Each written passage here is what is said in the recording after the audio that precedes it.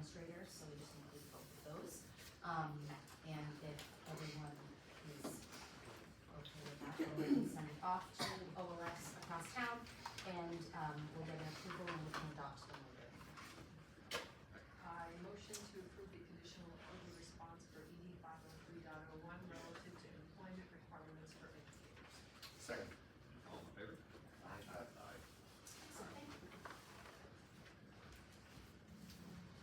Alrighty, school board, school administrative unit spotlight.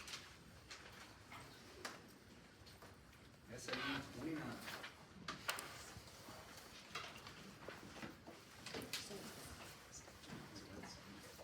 Get in. Yeah, I'm trying to get in, but we'll do it after. Can we move that over? Yeah, let me just close it. This is so the audience can see the, online can see the presenters, but that's okay. We'll send a copy if anybody wants it later.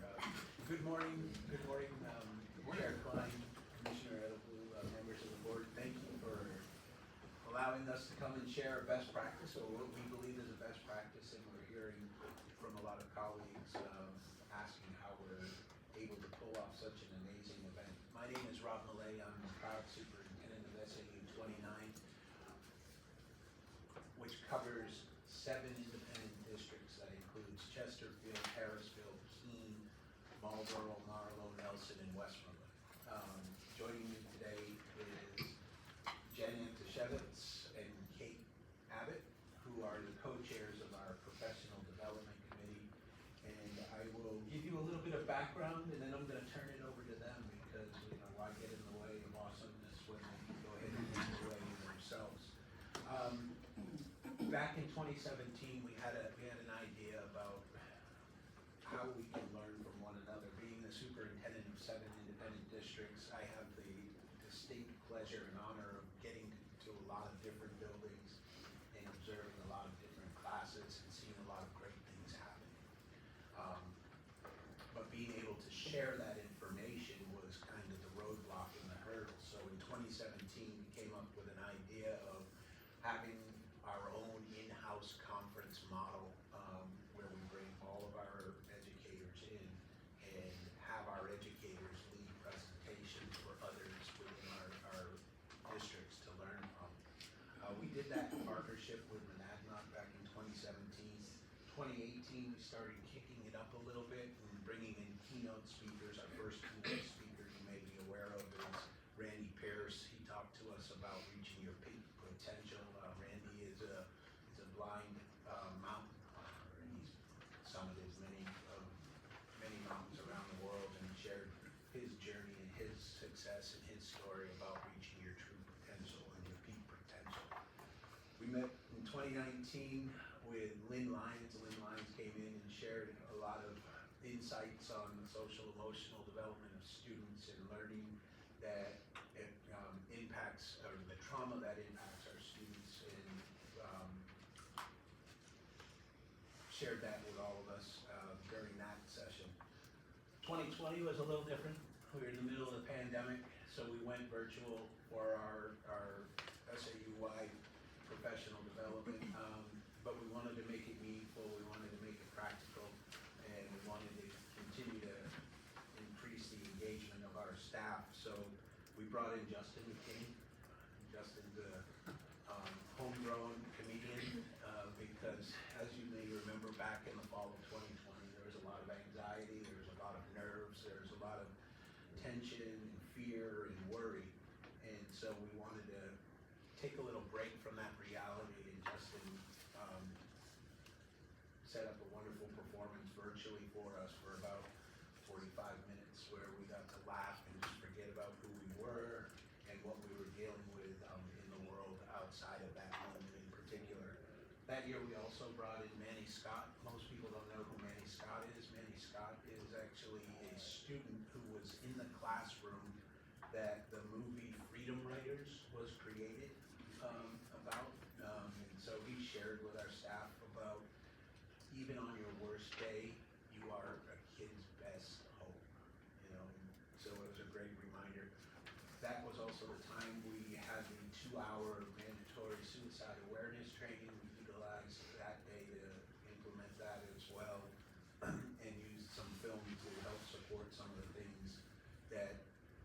we are unable to do in person necessarily because of the need to be virtual.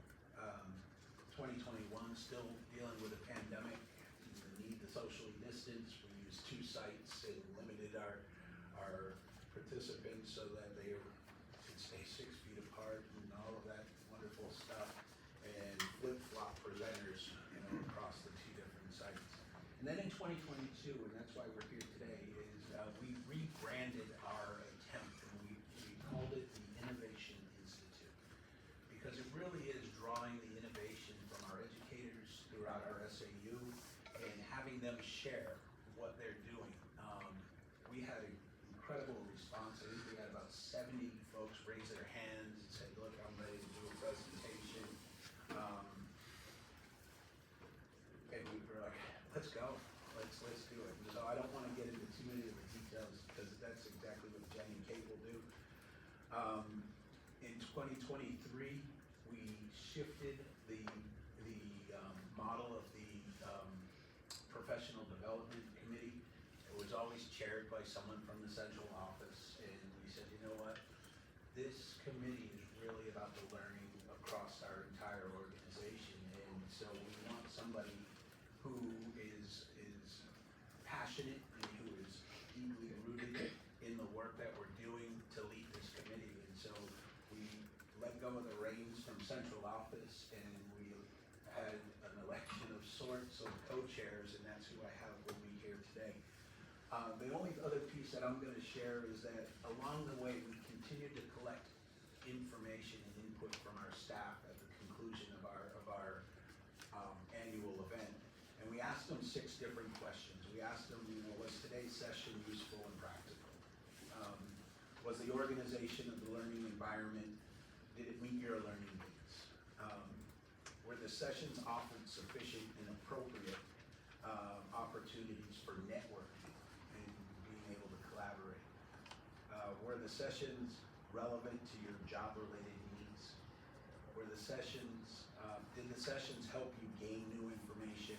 And do you plan to implement any of the information or strategies that you learned? And interestingly, over time, all of those items are rating above 91% approval from our staff. So I've said we've got a great practice. I believe we have a great practice. I believe it is a best practice. And with that, I'm going to hand it over to the experts who helped develop and continue to grow this practice in our SAU. Thanks, Rob. So the Innovation Institute was born. We have, just to go back a little about the Professional Development Committee, it's made up of about 16 people. But within that bigger committee, we are a subcommittee of that. The other portion of that committee works on onboarding and other parts. So the about 6 of us really are the ones that sort of, do all the background work and set up the Innovation Institute. So if you want to start that, yep, and you can turn to the first slide, would be great. So it's a homegrown professional development put on by our very own teachers. People, go ahead and switch a room.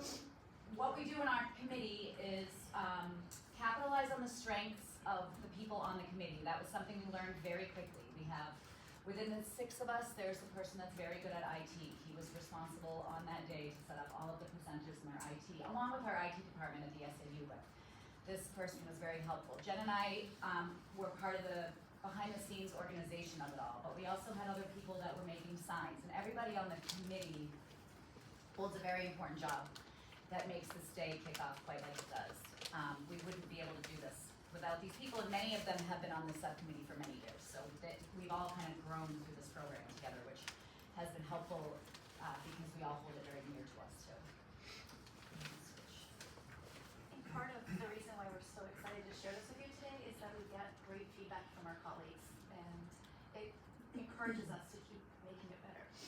So one of the things that we do is typically in the spring we send out an application and we ask presenters, all of our colleagues throughout the SAU, to give us ideas. What is a topic that you would like to have some more professional development on? What is a topic that you can present on? Maybe you went to a workshop this year and now you've got some new information that you'd like to share with some of your colleagues.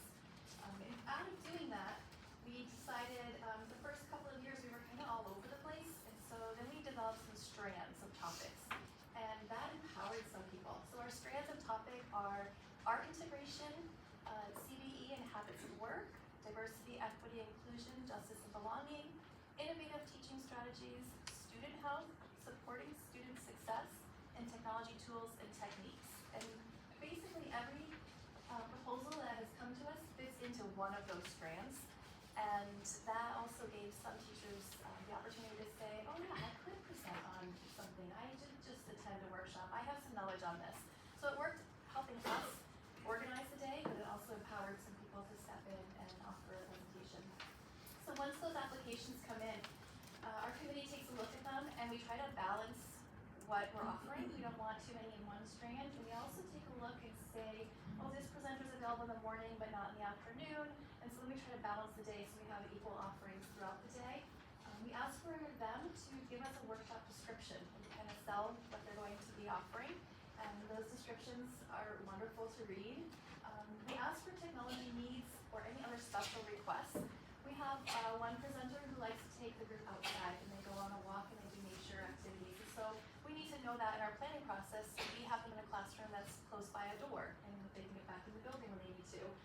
If they have technology needs, the technology tips and tricks, it's hard to be in a workshop if you don't bring your laptop with you and charge. So we make sure that any of those little requests are communicated to the participants. And then we assign all of the room assignments. So that's kind of what happens during the month of August, September. We had an opportunity where our nurses came forward and some of our other specialists came forward a couple of years ago and said, there wasn't a whole lot that fit into my world. And so through those strands, we've been looking at offering some more specific trainings. And so we reach out to some of our specialists. So our OT, our PTs, our nurses, and other guidance counselors and school counselors, and ask them, what is something that you would like us to offer? And so we sometimes do pull from our community members. We've had some people from our local college present as well, or some other community members. And then we're fulfilling their needs. And it's open to everybody. Any staff member can sign up for any of the workshops. And so you're maybe wondering, how did you get 70 people to come and present at a workshop day? 70 was a lot of presenters. Some of our sessions had low numbers in them because there were so many offerings. And so we ended up thinking that 50 was a really good number for our district. And so this past year we did cap it at 50 presenters. If you go to the next slide, we're trying to do this with little impact on our budget. And so we just promote this to our staff as you get VIP parking. When in the world do you get front row parking when you pull up to the school on a day? We have a lounge that we set up and we convert it so that it's the presenter's lounge. And we have a continental breakfast available and a lunch that's catered by our culinary arts students. We put together swag bags, and Kate will talk more about that later on, but we put these swag bags together with all items that were donated from community businesses and organizations in our area that want to support education and support educators. And basically it boils down to the passion of our staff. If a staff member is passionate about something they want to share it. And that's really what we found most successful.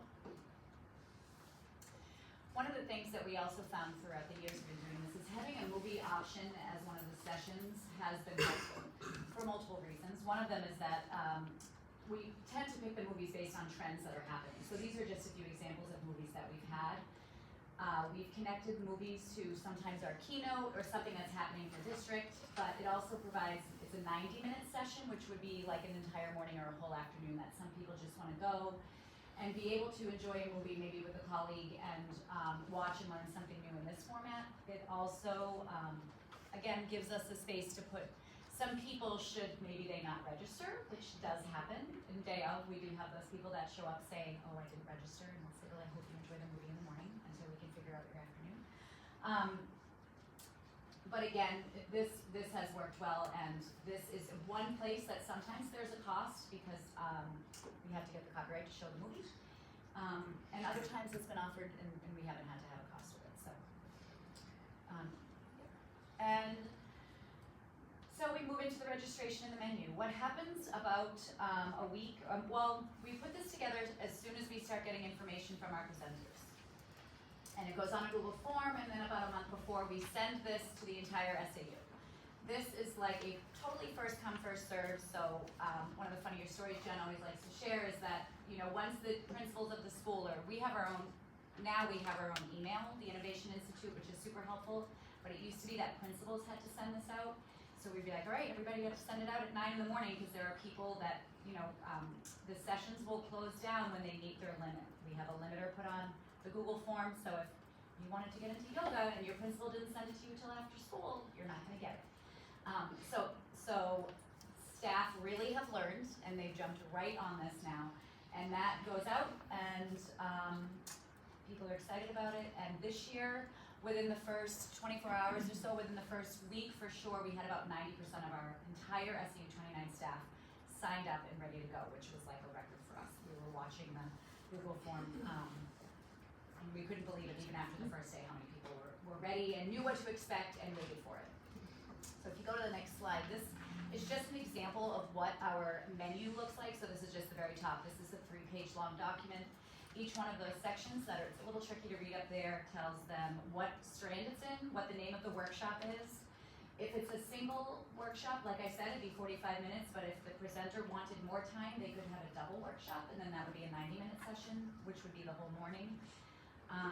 And a description of the workshop. Within that description, sometimes it says it's geared towards high school teachers, professionals, and other times it could be for anybody. Sometimes it says this would be really great for nurses to attend, but of course anyone can attend, which has been helpful. And I think we've done it multiple ways. One year we even sent, the year of the 70 presenters, we certainly sent the workshop menu out a couple of days before, because there was lots of paperwork to go through for people to choose what they wanted. This past year there was 50 and it worked out okay.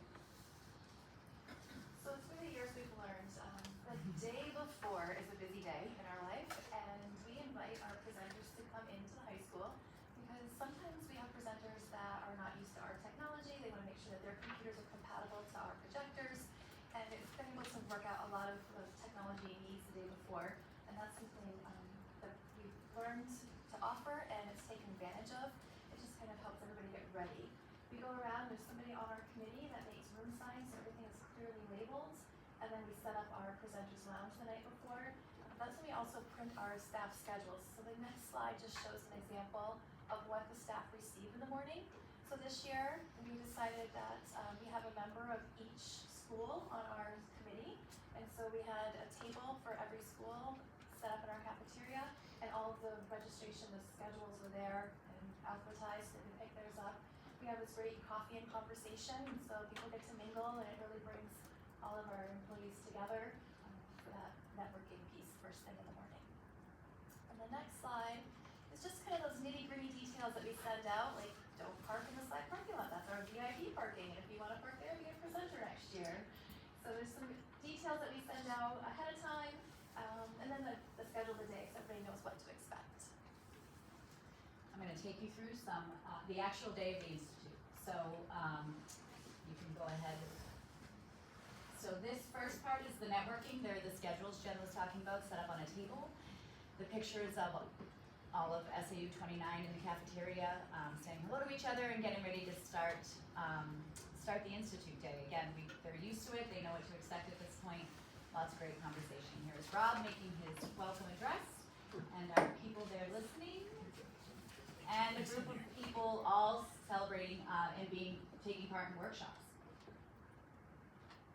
Various parts of the building. Here's our VIP lounge. This was lunch. Those are those awesome swag bags we talked about, which are donations made from companies I'll show you in a minute. More of our workshops. There was some dancing, and our special educators get together and have some accommodation modification talk. And here's the last part of the day where our music department, all day long, their PD is to put on and develop this sort of ending where they perform for us, which has been a fan favorite. That's how we end our very positive day. And then we can't do this without our student volunteers. So we do hold Innovation Institute on our November workshop day, the election day, because our schools are being used as voting as well. So our students come in on a day that they have off from school. And the top photo is our culinary arts students that were there to serve and provide delicious meals. And the bottom photo photos are my Educators Rising students. Educators Rising is a co-curricular club. It's part of our Career Center program. It's our CTSO. And this is just the afternoon group. They come in session. They come in morning waves and afternoon group. They're there to show the teachers where the rooms are. They know this building. They help guide them. They do a concession stand, so there's food available for purchasing. One of the best parts about this is interacting with their former teachers, but then their former teachers getting to see them as well in these leadership roles. And it's just a really nice, heartwarming experience to see them in action, helping support some of their teachers and just kind of checking in with them. So our PD committee gets some feedback after we send out a form and ask for some feedback, and we've had some great feedback over the years. This past year, they were just complimenting us on how organized and to keep doing what we're doing. People are very happy with it, and they look forward to this day, which I think is the best compliment you can get. I think we value the feedback the most. We wait. We make changes based on feedback. That is one of the things I think that's probably more to this institute the most, is that we really do listen to the feedback. These are some of the sponsors I was saying earlier that donated to our swag bag, and we have a team of people a team of 2 that come together that do all of this, sort of seeking out and hoping to just somehow thank teachers. We can't pay them for teaching on a day that they're teaching, but we can thank them somehow. So this is, we look out just to our local businesses to provide. And real quick about the Innovation Institute logo, that was also made by a student multiple years ago when we first started the institute too. And then planning for next year begins immediately. Kate and I have already been emailing each other with ideas for next year. I was just at the Educators Rising Teacher Fest, and I was gathering ideas, taking pictures of things there that I want to bring back for next year. It's something that we're just always thinking about and planning and emailing and documenting and just trying to make it even better for next year. So the last slide is our key takeaways for today. This is an opportunity just for our large district to network together. We don't get these opportunities often, and it's a great chance. There are some conversations that music teachers were getting together, and they got to discuss, oh, this is what we do in our small town, so we do in our small town, and some of that vertical alignment was happening as well. So there's an opportunity to just network and collaborate that doesn't naturally happen other times during the year when we're so prescription of what we need to do. All of the professional development is relevant, and they're able to apply it right when they get back into the classroom. I think that's important because the teachers are appreciative that they get to select what they're going to do for the day. They get to pick those workshops that interest them, and there's that buy-in, and they're really excited for it. And we've done this for years with no budgetary impact at all, and then some years we've splurged a little and we paid for a movie, or we paid for a keynote. But there have been years that we've done it with zero impact to the budget, just through donations. We had our logos made on pins that one of the teachers made in her classroom, and that's what we wore one year. We wore those t-shirts one year because we were able to get them donated from a local company. And it's the important fact is that it's educator driven and delivered. And so this is all coming from our colleagues, and it's just an opportunity to share. So if you consider that, those final things there, and I'm sorry, I know you have a question. With roughly 1,000 employees, if we were to send everyone to a conference, it would cost us over $500,000 to do that. And so to be able to provide this type of opportunity for everybody with very minimal, if any, impact to our local budget is absolutely phenomenal. And I know I'm speaking on behalf of the co-chairs. If anybody would like to contribute a large sum of money to the they will put it to absolutely great use. Sorry. For all of our edification, how many schools are in your district? 13 in total. 13. I can only imagine what this does to produce more of a community connection. That you have colleagues now across the district that you otherwise might not have had the opportunity to know or collaborate with. And kudos to you all for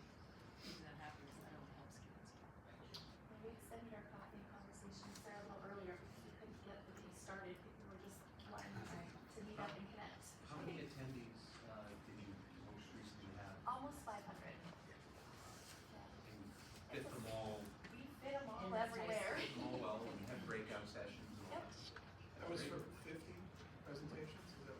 About 50, I think it was 47 in the end, but some of them are one session, and then some of them wanna do all 4 sessions, remember, so it kind of, it's kind of a little bit of a puzzle, yeah.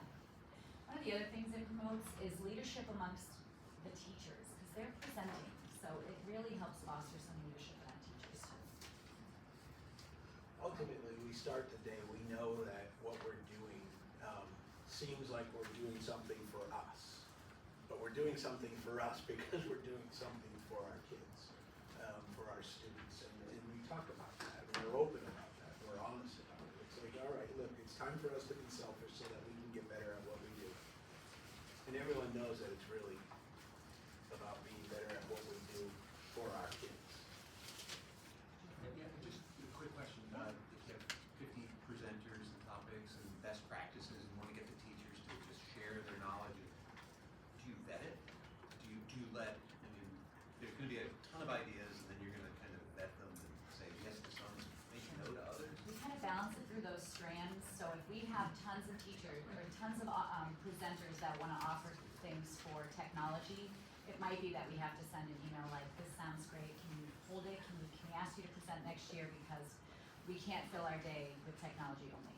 Thankfully, it's really worked out, we really haven't had to do that. One or two. Yeah, very much at all. It often falls if it's something that's super specific, like yoga, teacher wellness. If we have 4 presenters that wanna do that.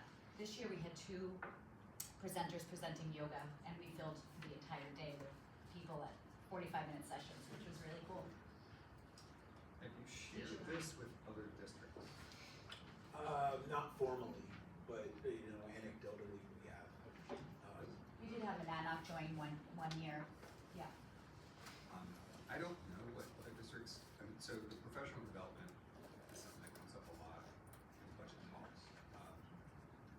This would seem like a great best practice to kind of get out there and share with other districts and say, here's a way to do it. There's value in going to conferences with national experts and so forth, but this would seem to be a big payoff for a little investment in terms of not only building professional knowledge, but the teamwork and camaraderie, and that seemed to be just as valuable. I couldn't agree more. Again, it all started I began in 2015 in my role in going around to the 13 different sites in the buildings and walking into classrooms. I mean, literally just walking into classrooms and just being a fly on the wall and saying, wow, look at this, look at these seating options that this teacher has for these students, because she's meeting them at where they're at and what their needs are. She's got fidget seats here, she's got desks here, she's got pillows on the floor there. What a great practice. And then it sparks a conversation with the teacher. Well, how are the learning outcomes? Phenomenal. They feel comfortable, they feel relaxed, they're at ease, and the learning has improved. Would you share this if you had the opportunity? And so it just started with observation, and just The way a lot of great ideas do.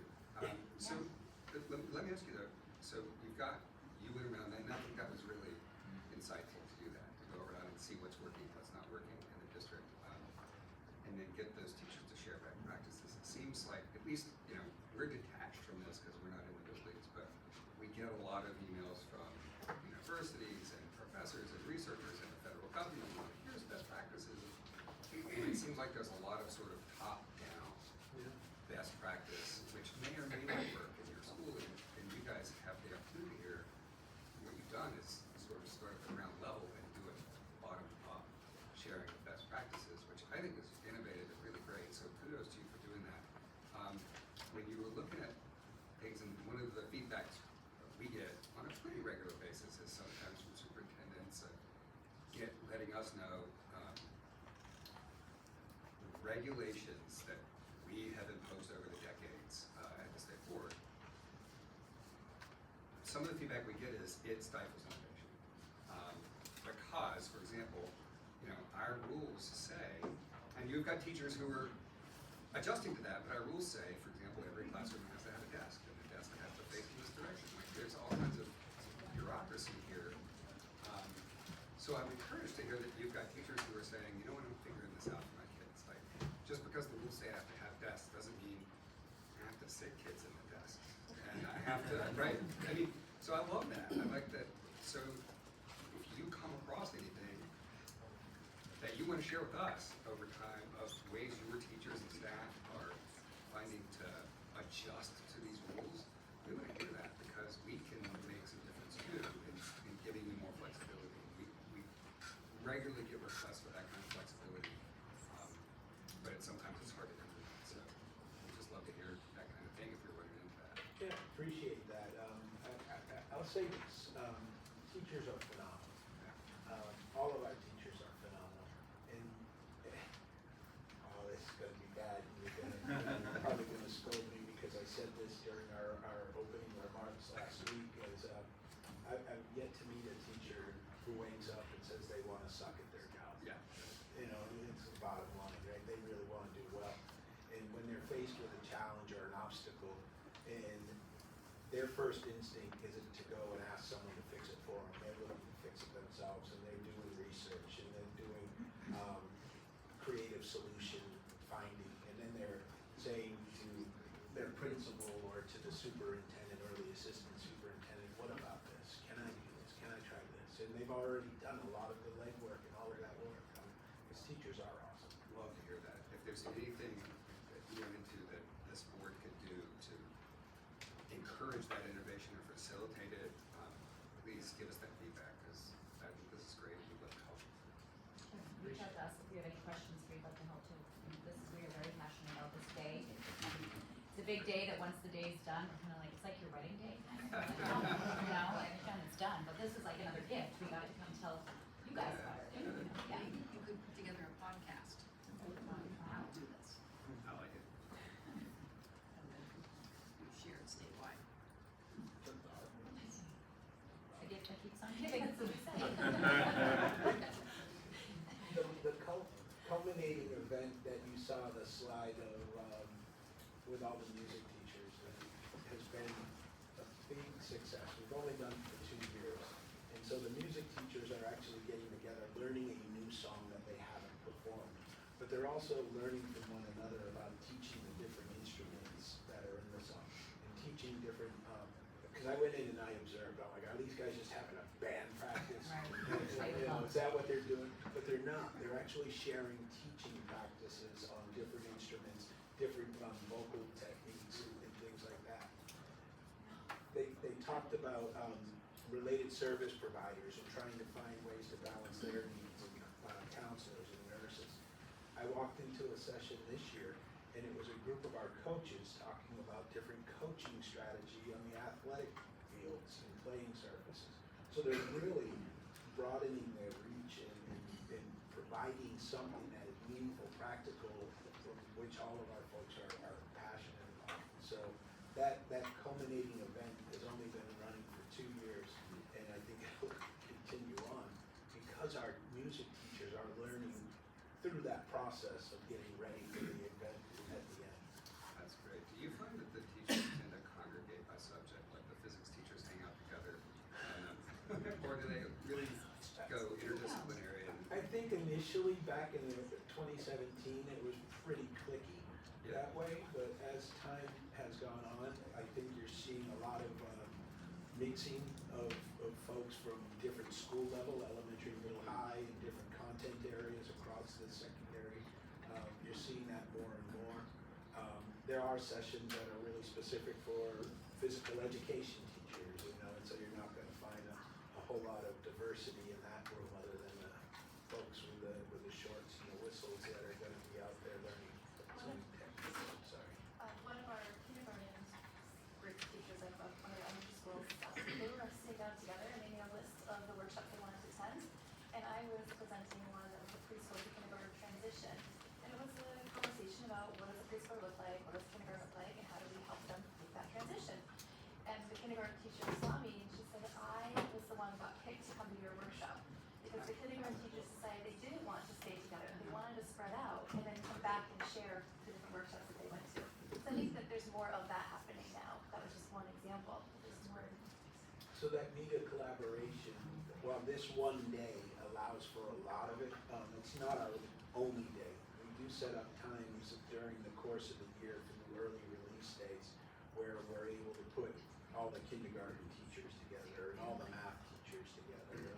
So we're trying to be mindful of those needs in terms of collaborating as we're moving forward with competencies and what are practices that are working in your classroom that I want to consider in my classroom. So this is the event. I mean, it is the event, but it's not all that we're doing.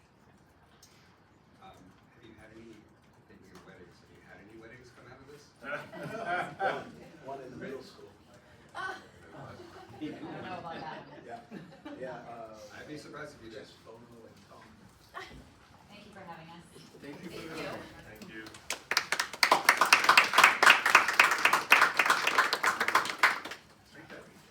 Maybe you've already done this, but that sounds like a great profile, right? Cool. Yeah. You know, to put this out there. Well, I'm sure we'll recruit you as well. But just to share. We'll check on right, it, you know, yes. Hey, you can do this. We'll send everybody to call you and, you know, get tips for how to do it. Honestly, please do. Great. I mean, if I'm being honest, please do. All right, well, thank you so much for the presentation. See, this is why I love the SAU update. It's so great. All right, we have an hour before our public hearing, so we're able to go. Next item. Hooked on Comics. Hello. Right. That's us.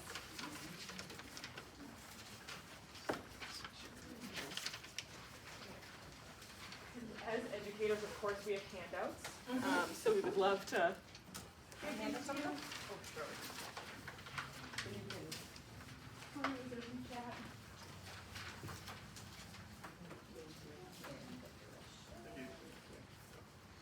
Good morning.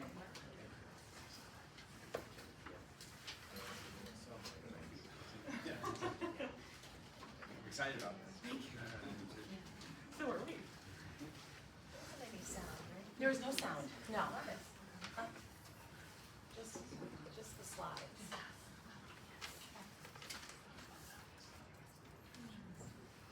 Well, good morning, thank you so much for having us. Good morning.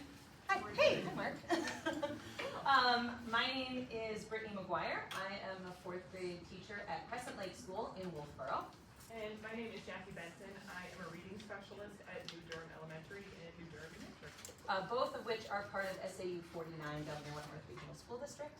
And together we are the teachers who are behind Hooked on Comics, which are decodable comic books to help kids who are learning how to read. And so just for those of us who, I know what it means, but decodable. We're going to talk about that in just a minute, yes. We I kept that in promise. mind.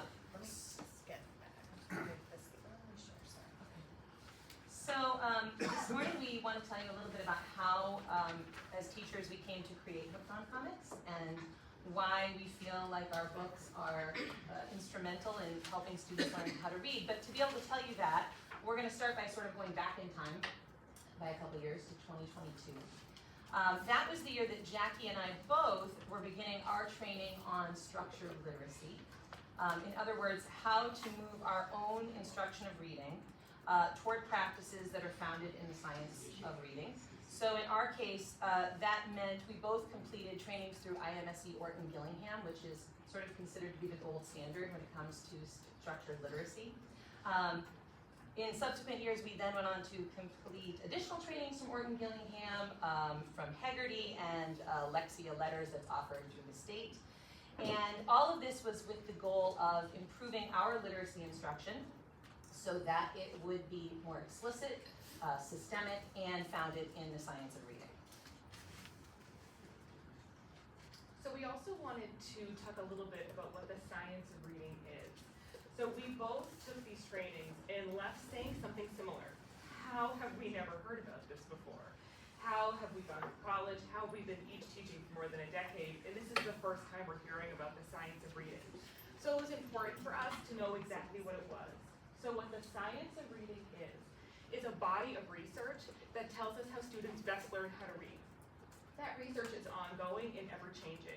Oftentimes the science of reading does get boiled down just to phonics, but it is so much more than that.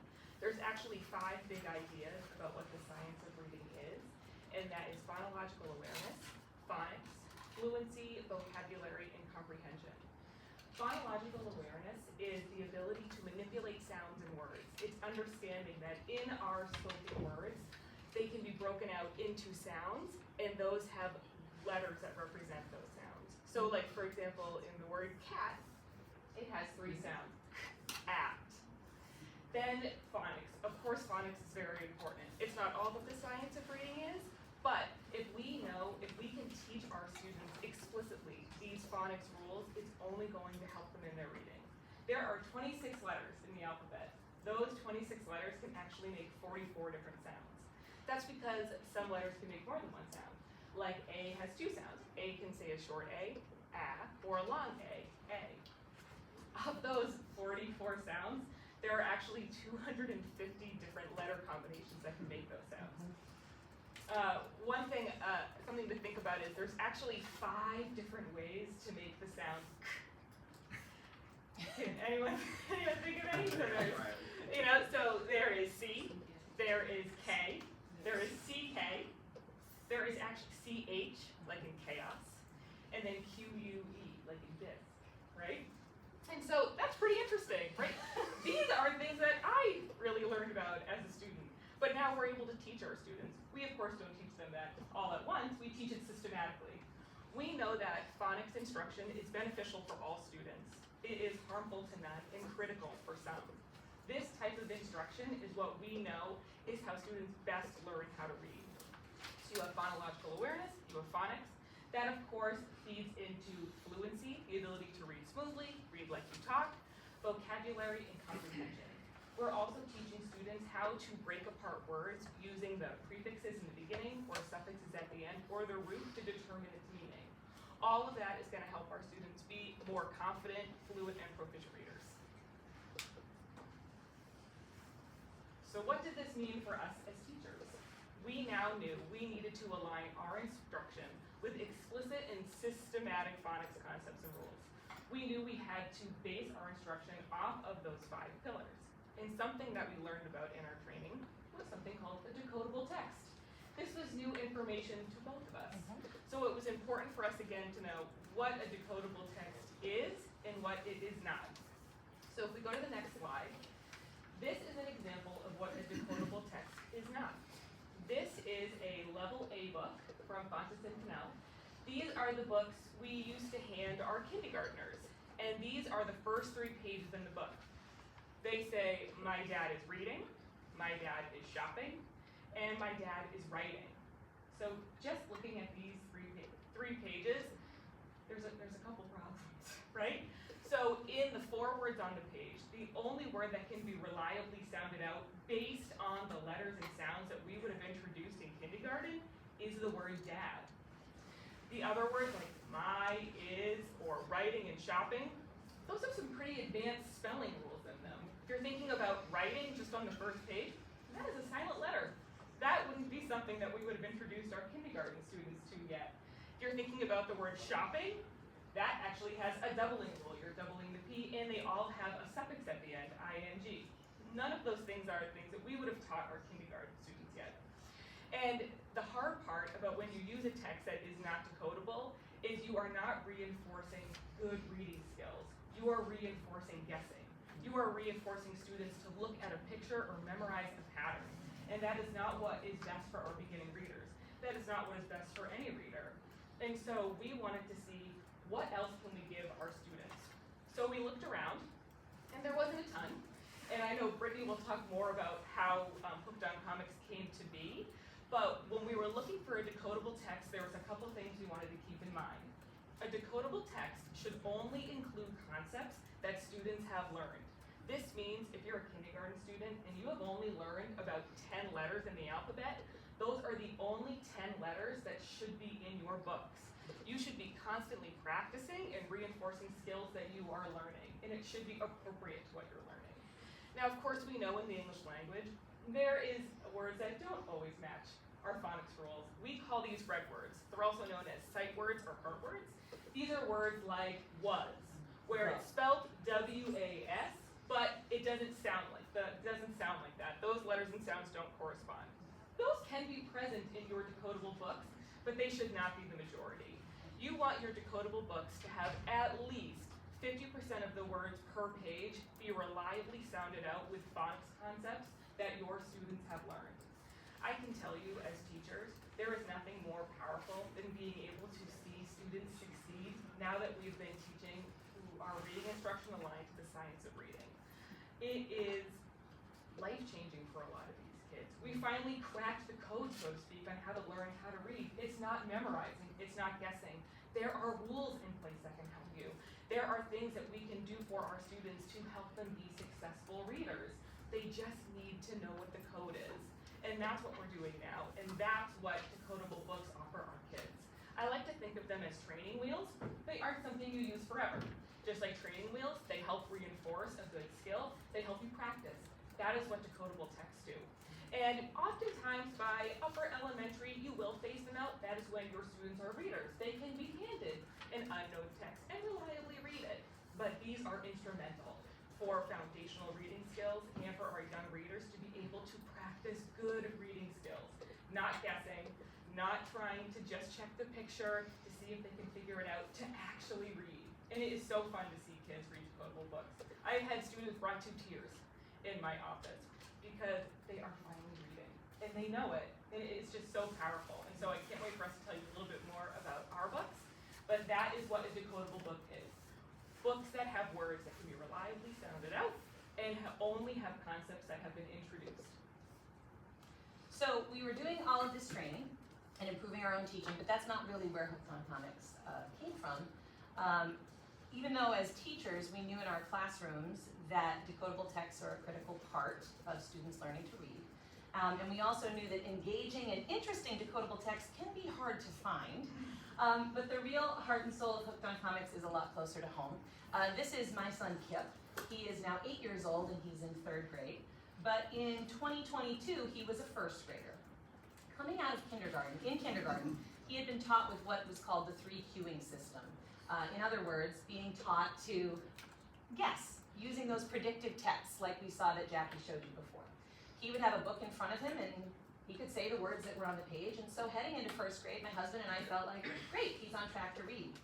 But as I was doing my own training to improve myself as a teacher, I started to see in him the signs of a student who could fake it, but couldn't really read. He has an excellent memory and an amazing vocabulary, so he was great at guessing from context and putting the words in place. But I started to realize he couldn't actually break apart a familiar word and figure out what it said. And his spelling was poor. And for a kid who read so much and wanted to write, I knew that this disconnect meant that something was wrong. At that time, we did not yet know that like 1 in 5 people, Kip has dyslexia. And the only way he was going to learn to read was through explicit, systemic instruction. All we knew at that time was that something was wrong. Now, thankfully, Kip's school adopted Orton Gillingham as their standard instruction classrooms, and that was when he was in 1st grade. But at home, I could not get him to practice. And it's so important for kids to be reading at home, but especially those who have a learning disability in reading or dyslexia, in his case, to be practicing. And he hated the decodable texts that were coming home. I really wanted to help him succeed, but he found them so dull. And these are some examples of some of the books he was bringing home. So the black and white one, that's one that comes from Orton Gillingham. So it says, Tom said to Rob, get a rag and put the rat on it. Rob said, go rat, go to the rag. Then the other one is from Hegarty. It says, a man is in a pit. A man sits in a pit. A man taps in a pit. A pan taps. So these books are great in that they were practicing the phonics concepts he'd been learning, right? They were encouraging him to sound out his words and be able, or his letters, I should say, to figure out the words. But they certainly did not offer a lot of excitement or engagement. And the stories were very short. They usually lack any kind of plot or substance. And so getting him to read was a chore. And so one day, he absolutely flat out refused to read with me. And I found him in his room a little while later, on his floor, surrounded by comic books, happily perusing through them. And that's sort of when it hit me. We know that kids love comics. We know they love that graphic novel format for books. And we also know that decodable texts are crucial for early readers to be learning how to read and practicing the best skills. So why aren't there any decodable comics out there? I turned to Jackie, who is my very long-time colleague and best friend, and we started looking for some, and we couldn't find them anywhere.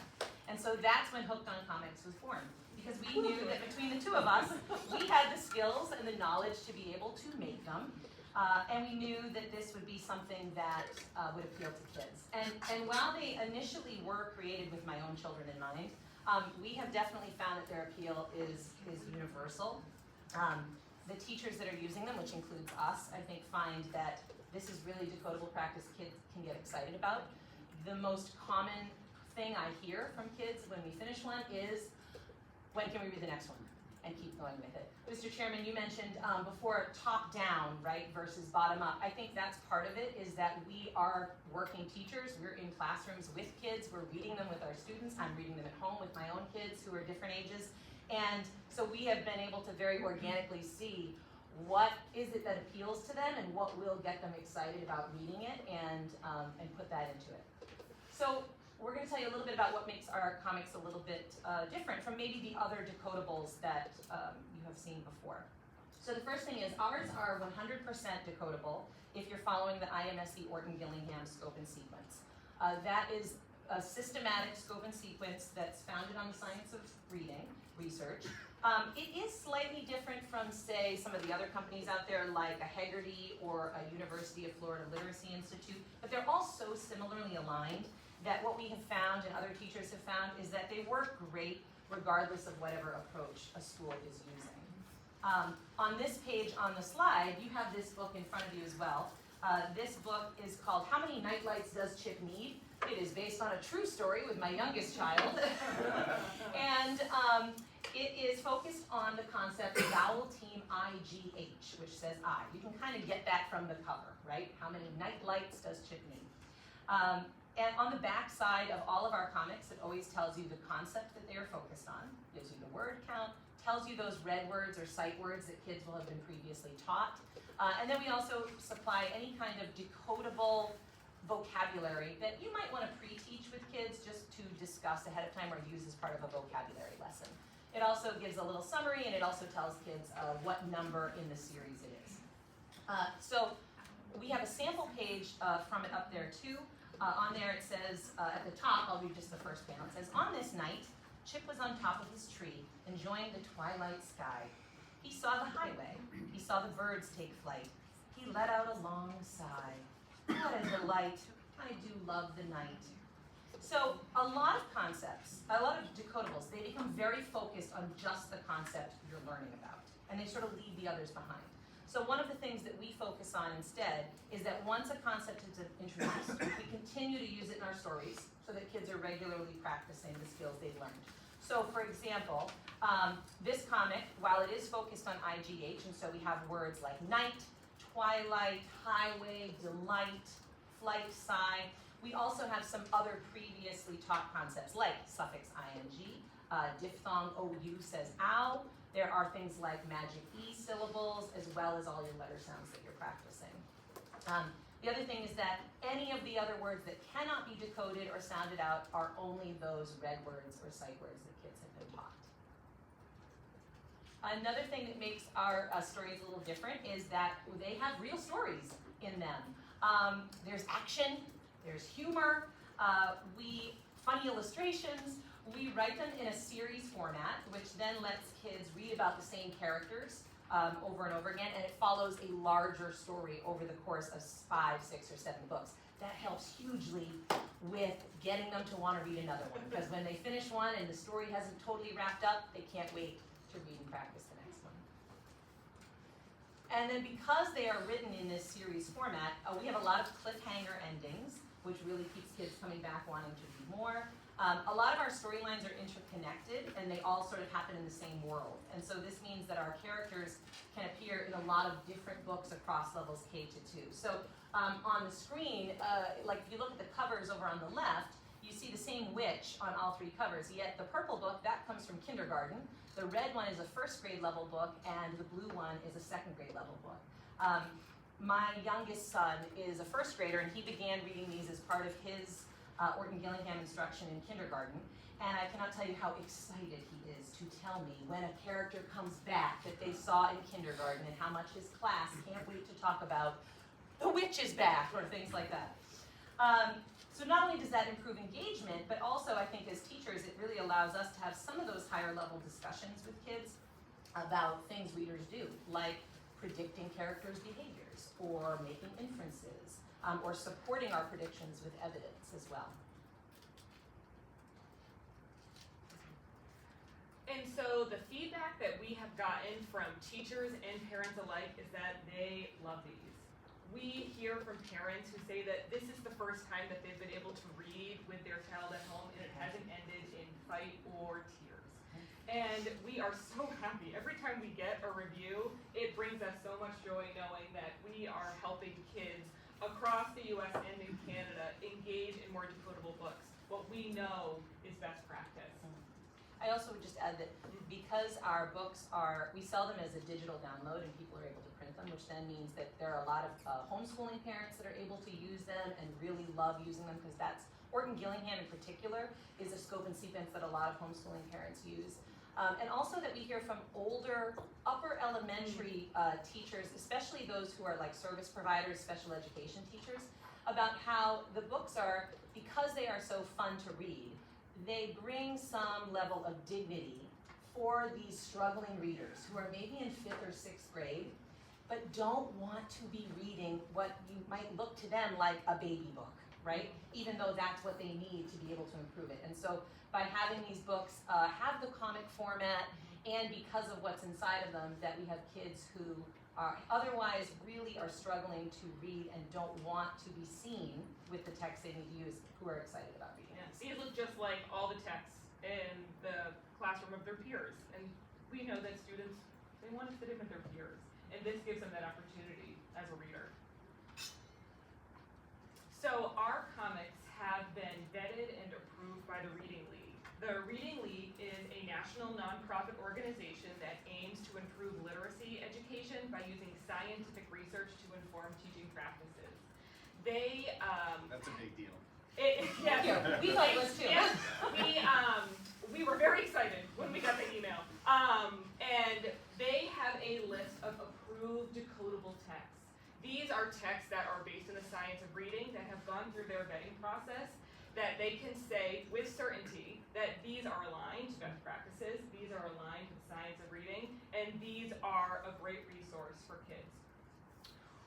Something about our books that I especially love as a teacher and a parent is that they are printable. So Brittany had mentioned that they're a digital download. That's how people are purchasing them, which means once you buy the digital download, you can print as many as you would like.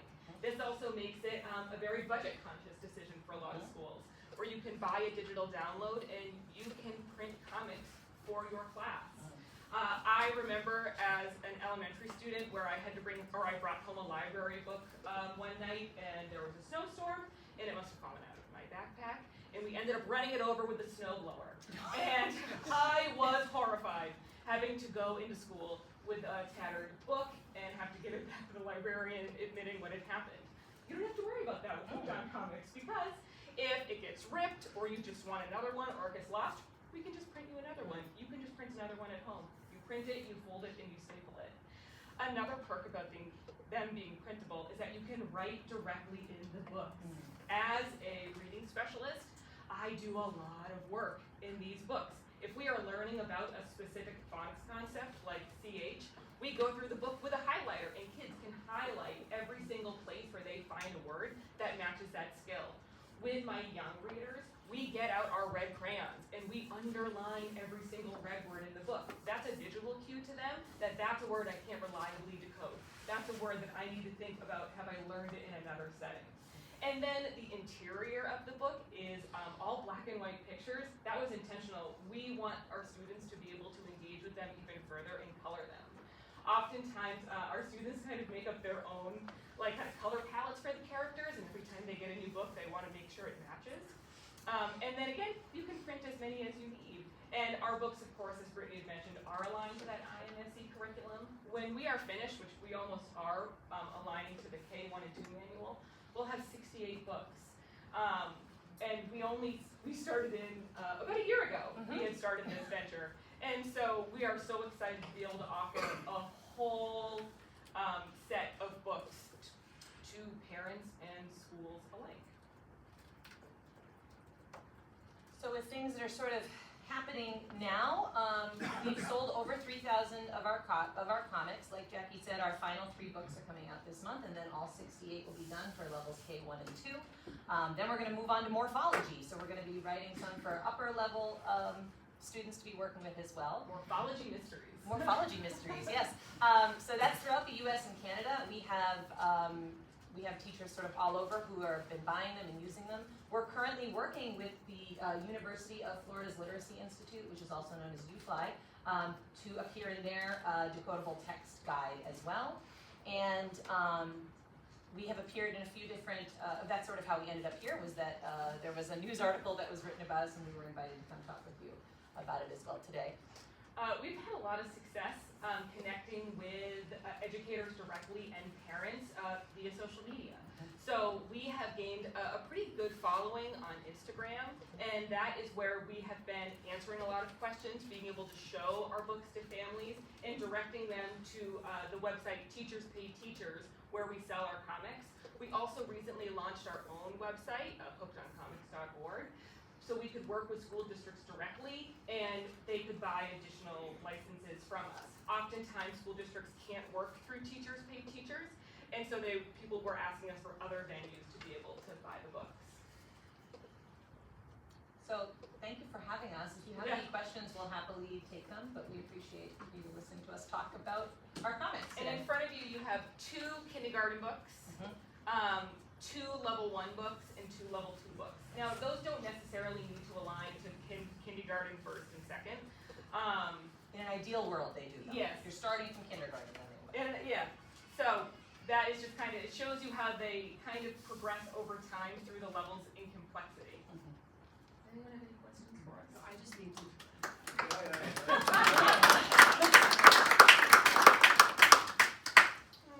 When do you guys go on Shark Tank? Rob's This gonna is terrifying enough for me. Rob's going to invite him to his PD thing. So. I bet the kids love coloring. We'll come talk, sure. Yeah. Coloring them. I mean, we do that as a Friday activity, so they know at the end of the week they get to take it home. Because there's nothing that parents usually want to do more than to help their child succeed. Yeah. And so when parents say to me, what can I be doing at home? I'm like, this, right? This is exactly what we're learning this week. This practices that skill. Please read this at home with them. And yeah, the coloring, they just love it. So they know to look forward to that on Friday. And it's so nice when you, as a teacher and as a parent, like when, say, there's a school vacation coming up, and I can give you a set of these, and like Jackie said, if it goes missing while we're on vacation, doesn't matter. It was just some paper that you took with you, but at least it's easy to be able to send home and use. And I mean, some of the books that I know in our districts we buy year after year, they are unbelievably expensive. And we want to be able to send them home with kids to read, but then it's, but please bring it back, right? Watch those snowblowers. Right? Exactly, yeah. So yes, the paper part is a big piece of it. You talked about the Orton Gillingham books, and you showed some examples. Yeah.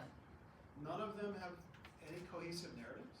Not really, I mean, they're not connected to each other. So like that one is a story about a rat that's in a house, and they want to get the rat off of the mat, right? And so that's the story, and that works okay. So it tells a short story, but like I find that for kids who, especially those who really are into reading and have been read to a lot in their lives and things like that, they find it dull, that kind of story. And so like with my son Kip, I remember him holding the paper Orton Gillingham ones, and I love Orton Gillingham, so I don't want to, but those books, he was like, I will not read this, do not make me read this again, that kind of thing. And so in our case, it tends to be, I think because the characters come back, right, there's a little bit more of a story to it. Like our very first kindergarten series is about a dog named Bob, who is a dachshund, and the first one's called, Is Bob a Dog? And Bob is imagining all these different things he might be throughout it. But each time you sort of get to know that Bob is a little grumpy, and he's a little goofy, and he has a pig and a hen that are his friends and things like that. And so just from that, the fact that they come back, I think helps kids to feel a little more invested in the story than just, oh, this story is about Tom and Tad, and let's see what happens with them today at the end of it. And the early readers are particularly difficult to make engaging, which is why when we've been able to make the series, it's been so well responded to, because when you only have like 12 letters Oh, it's tough that to you write. can use, I remember the rejoicing that happened when we could finally use the letter E. E You was know? a big one. We were like, got oh, E. thank God. But it can be really difficult to make an engaging book when you only have a handful of letters It really is. that you can use. I think your illustrations too are really complex. So She kids love taught comics. herself how to Thank you. illustrate. I yes. had never drawn anything in my life, and They're complex. I mean, kids love comics, so that's Thank really you. part of it. Well done. Yeah. So there's a million things about this that I love. I love Orton Gillingham as well. Like, I just want to say that as somebody who tells his own children reading is a superpower.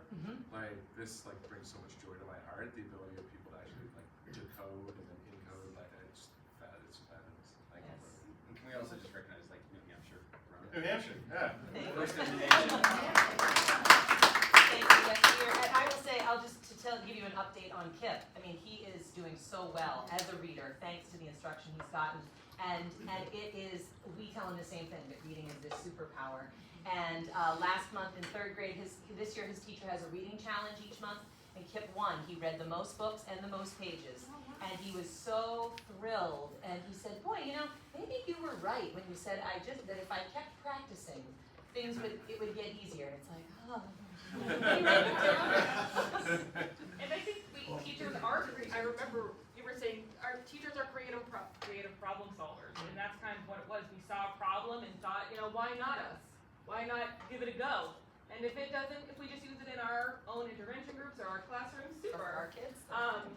And It took on kind of a life of its yeah, we were all kind of a little surprised. Score. Yeah, but we're so happy to have this in more classrooms and to help more kids feel successful as readers. I'm going to commend you for everything you've done. In our family, we had similar problems with the books being totally uninteresting and reading being taught completely wrong. Yes. The decoding stuff completely derailed one of my kids Okay. for years. Like, it was really bad. My youngest son got so frustrated, he started to draw his own comics and sell them. To the good kids. Does he want a I job? was gonna say, yeah.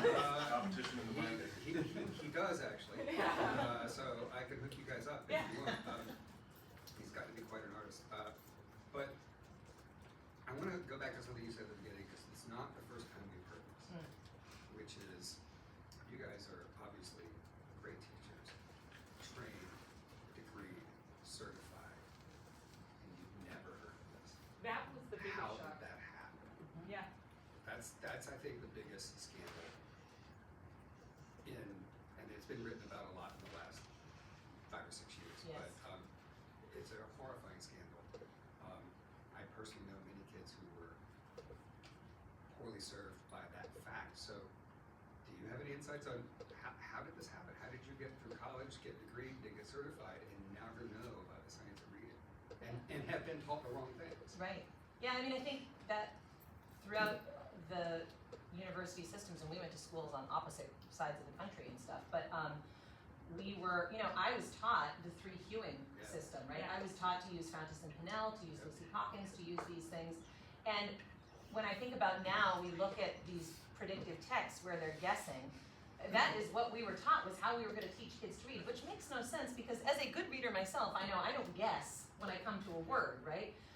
But I think that when you are young and you're in college and you want to be a teacher, and these experienced professors are telling you this is how you teach someone to read, you believe it, right? And you follow it. And so unfortunately, I don't know why it took so long to be able to come to the surface, but it is a tragedy. I mean, I think about students I have had in the past that now I can look back and I can say, oh man, if I had been teaching them to read now, it would be so different, and their trajectory would be so different than it was then with the methods that I was using. and with your own kids, you know, I don't know how old they were when you started to kind of figure it out. One of the things I feel so lucky and grateful for is that my kids are the ages they are, and because of that, we learned about this while they were still fairly young and learning to read, because I know plenty of people whose kids get to more like 4th, 5th, 6th grade, and that's when they start to say, I don't think this kid can really read, right? Like, I think this child is just sort of faking it. And even after just 1 year of being taught through the cueing system, boy, I can tell you, it has taken the two of us like a very long time to break Kip of the habit of guessing. Because once you start, it's so hard to get them to stop. We had with one of my kids in particular, but with more than one, and great school district, fabulous, fabulous teachers, all smart, all well trained, all credentialed. We had the same experience. One of my sons was clearly not able to read and was taught decoding, or the cueing. And I had to deprogram what he was learning in school. Yes. And we had to sit down at the kitchen table and teach him, that's not how you read. I know you were taught that way, but get that. Here's how you read. And once he was there, and we had to talk to the teachers, and they told us we were wrong. They told us, the experts tell us that this is how you do it. Like, it's not how you do it.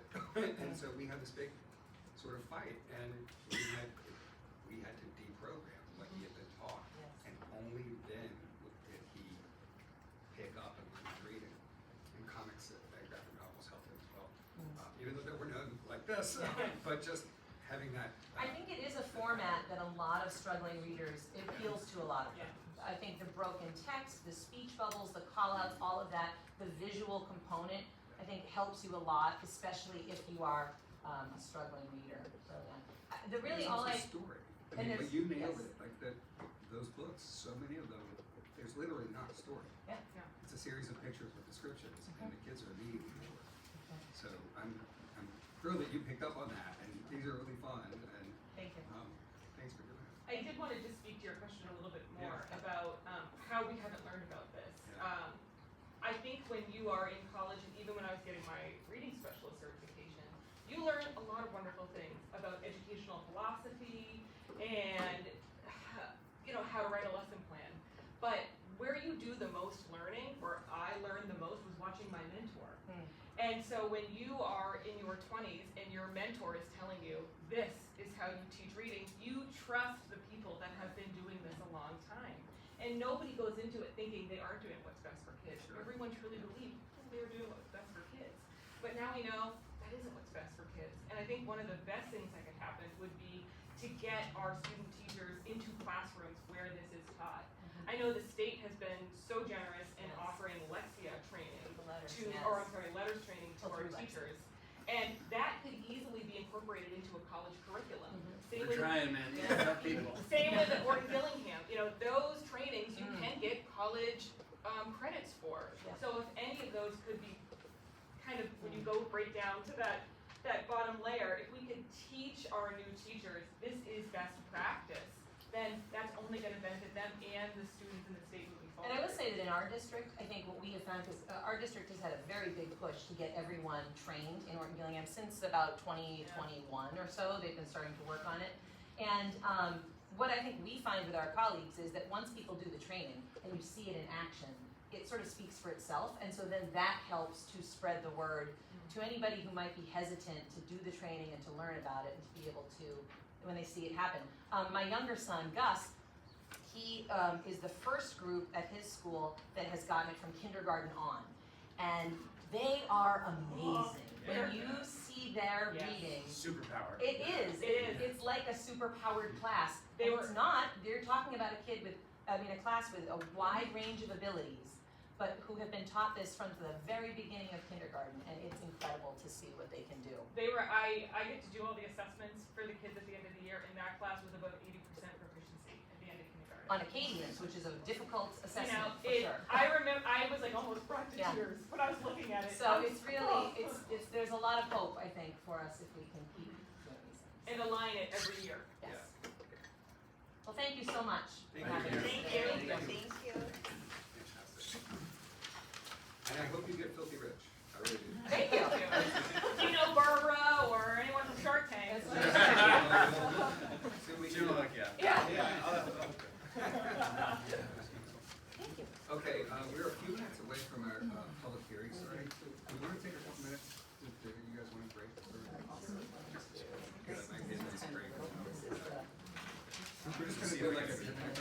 For all of our books, sorry, this goes with the titles. Department. Be in a sign-up sheet.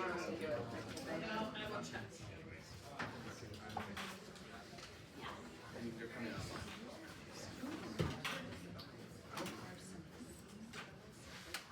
I'm gonna take your time to show my son. I feel like you can have We can connect your son up and he can be the illustrators.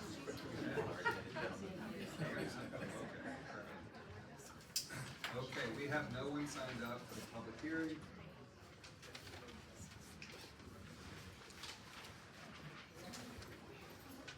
you wanna put that sheet back out there, so in case Just in somebody, case, yeah, sure. in case somebody comes in? So we have opened our public hearing on the Colleen Middle School Innovation Plan, but no one is here to, comment, so we'll keep that open for half an hour.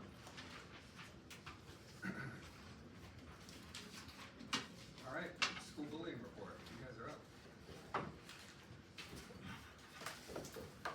Good morning. My name is Rich Farrell. I'm an investigator for the Department of Education. I work for the Bureau of Governance, and as you can see, this is kind of difficult because usually I have an attorney sitting next to me. Now I have one behind me. That's never good. Hi, Richard. So we'll start with restraint and seclusion and the reports for restraint and seclusion. This year, usually I've been doing this for 10 years, coming in front of the board. And this year is one of those rare moments when it's going to be a little different. When you look at restraint and seclusion this year, you have to keep in mind that Senate Bill 179 was passed and enacted into law, and there was a House bill also that affected restraint. Therefore, the numbers are a little different this year, so we'll go through those quickly. In 2024, you'll see that the restraint numbers are pretty consistent across the board. This year, 1269, which was a small decrease from last year. The difference, however, is in seclusion. If you take a look at that number, it's 1,654 as opposed to 730. And you have to keep in mind that the difference is Senate Bill 179. School districts can't do less than Senate Bill 179, but they can do more than, which means expand their rules and their internal policies and procedures. So in terms of seclusion in the last calendar year, seclusions went up because the definition of seclusion went up. So we're seeing more of those taking place. Seclusion under Senate Bill 179 is much more inclusive. For example, prior to this year, if you had an unruly student in the classroom and you emptied the classroom for safety and left that child in the classroom alone, that wasn't considered seclusion. Now it is. So the numbers have increased. The really important part for this whole report is that number one, every school has reported, non-public schools, public schools, charter schools, public academies, and the public schools themselves. They all reported this year, which was great. The second thing is, and very important for me, is educator misconduct. There were 0 injuries in any public school this year. No injuries whatsoever. There were injuries to staff members, but there were not injuries to students. As a result of As restraint or a result of either seclusion or restraint. In terms of educator misconduct, of all of the restraints that occurred, all the seclusions that occurred, there were a total of 7 reports that came to the Department of Education alleging educator misconduct. The one resulted in the resignation of an individual who was not a licensed educator. One is involved in law enforcement as well as the Department of Education for licensure and law enforcement for a criminal offense. One is currently out on admin leave, and the other 4 would need to be unfounded. Really very helpful for us in restraint seclusion numbers is the ability to have cameras in hallways and common areas. Those cameras have been invaluable in assisting educators, showing that what they did was proper as opposed to not having cameras and not being able to see evidence that suggests that the restraint or the seclusion was valid. In the restraint numbers, you will see that many of the high numbers in the report are places like Broad Street Elementary School in Nashua, which has a designated program for autism. One of the outliers is in Berlin this year, and the reason Berlin is an outlier is it was a policy decision. Two things occurred. All of the schools, the elementary schools, were consolidated into a single location, number one. And number two, the policy is any hands-on and any removal of a child was listed as seclusion, and any hands-on was listed as restraint. The numbers went up. It was a difference in the superintendent and a difference in policy. Yes, sir. So the definition of restraint changed as well? It did only in the fact that they solidified the issue of prone restraints. But you have to understand, restraint is not illegal in New Hampshire. There are issues where it becomes improper, but it's not necessarily illegal. What Berlin did was they made a conscious policy decision that any hands-on and any removal were going to be reported. So the numbers went up. So that was an outlier. The rest of those programs have specific programs for certain populations. The next one is the non-public schools. Non-public schools was very interesting because their seclusion numbers increased. I'm sorry, the restraint numbers increased, but the seclusion numbers stayed the same. And again, the issue with non-public schools, most of those non-public schools we're talking about are schools where kids are sent there as out-of-district placements or other placements. And in that particular case, a lot of the schools made the conscious decision that seclusion would not be used in those facilities. So the numbers of seclusion actually dropped as opposed to the public schools, but the restraints, the hands-on, increased. And you can see the high cases are all places where there are specific populations and specific children that are placed there by the way, public school districts. So the numbers increase with the non-publics and decrease in the public schools because of the placement issues, either for IEPs or behavioral issues. Bullying investigations. Any questions about restraint and seclusion? I'm sorry. So I just have just a general question about these. So, and these are great, and thank you for putting them all together. I've been doing this now for 8 years almost, and so it's always the case that the numbers have a story behind them, right? So there's in this case, the change in law, or Berlin making their policy change, and you see these fluctuations, and you're always great explaining this to us in the meeting. I think I have a little bit of concern that these are public documents that somebody could then use without the explanation. And if you're only looking at the document, it looks like, oh my God, what's going on in Berlin? So maybe going forward, would it be possible to include some of this explanation in the document itself as We can have a narrative. yeah, just a little narrative if there is a big change or whatever. Only just for the case that you don't want people getting the wrong idea from the data. Right? So I have to say, I'm glad you mentioned that, because in my opinion, doing this for now 12 years, I think the restraint issue in particular, school districts are over-reporting based on the policies enacted within the district itself. Any hands-on in some districts results in a restraint report, and that's not necessarily what the statute requires. So I think in general, if people understood the field, you would see that the numbers reflect individual policy decisions based on the benchmark or the baseline of what restraint actually is. So I think that should also be noted. Yes, sir. We do, I mean, for the bullying, we have a narrative. the bullying is, but it's not always. I just think that Maybe we could do a narrative for this. Put a narrative in every report, and that way, if somebody's looking through these to find trends, if somebody's doing data analysis, or a reporter's looking at them, you know, they'll be able to understand it better. One metric I'm not seeing, maybe you spoke to it, is the total number of restraints or the total number of seclusions. How would you know if they're unique? Meaning you've got 96 kids, you've got 400 restraints. That could be 400 restraints on only 4 students repeatedly or something like that. You know what I mean? So how do we We don't know how widespread it is within a given population? I have personally reached out to schools where I see aberrations in numbers, number changes, like a small school within a school district, because this is broken down by school itself. And if I look at a particular school that has a small population, I reach out to them and say, is this, 15 restraints in your very small school with 15 kids? And invariably the answer is no, it's one child. And that isn't reflected in the report itself. But that might be something we want to legislatively look at, because this is, the reporting that comes to us is based upon a statute, but you're saying, so not only the number of instances, but the number of children who are involved in those numbers of Correct. instances, so you know numbers per child. If you have you may have out of 100 students, you may have 20 that are autistic or have issues or have some sort of propensity for these metrics. If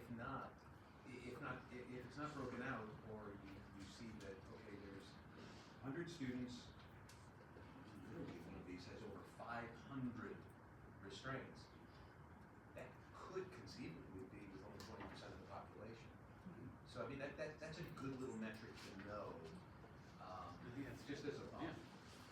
The people that I work with to collect this data, they're great. If we want to change the questions or flesh out the data more. No, they're great. Greg Polish does an amazing job. So if you want to make that kind of change, that can happen. All set? Okay, so bullying. Bullying investigations in the past year, if you take a look at the total number of bullying cases, you'll notice one number might jump out at you. There's a 12.5% increase in the middle school bullying sector as opposed to last year. I'm a little jaded, I think, because I think middle school is where you're going to find the majority of your bullying. So although it might jump off the page, 12.5% increase in the middle school, I personally don't see it as a big outlier, simply because of the population that you're dealing with.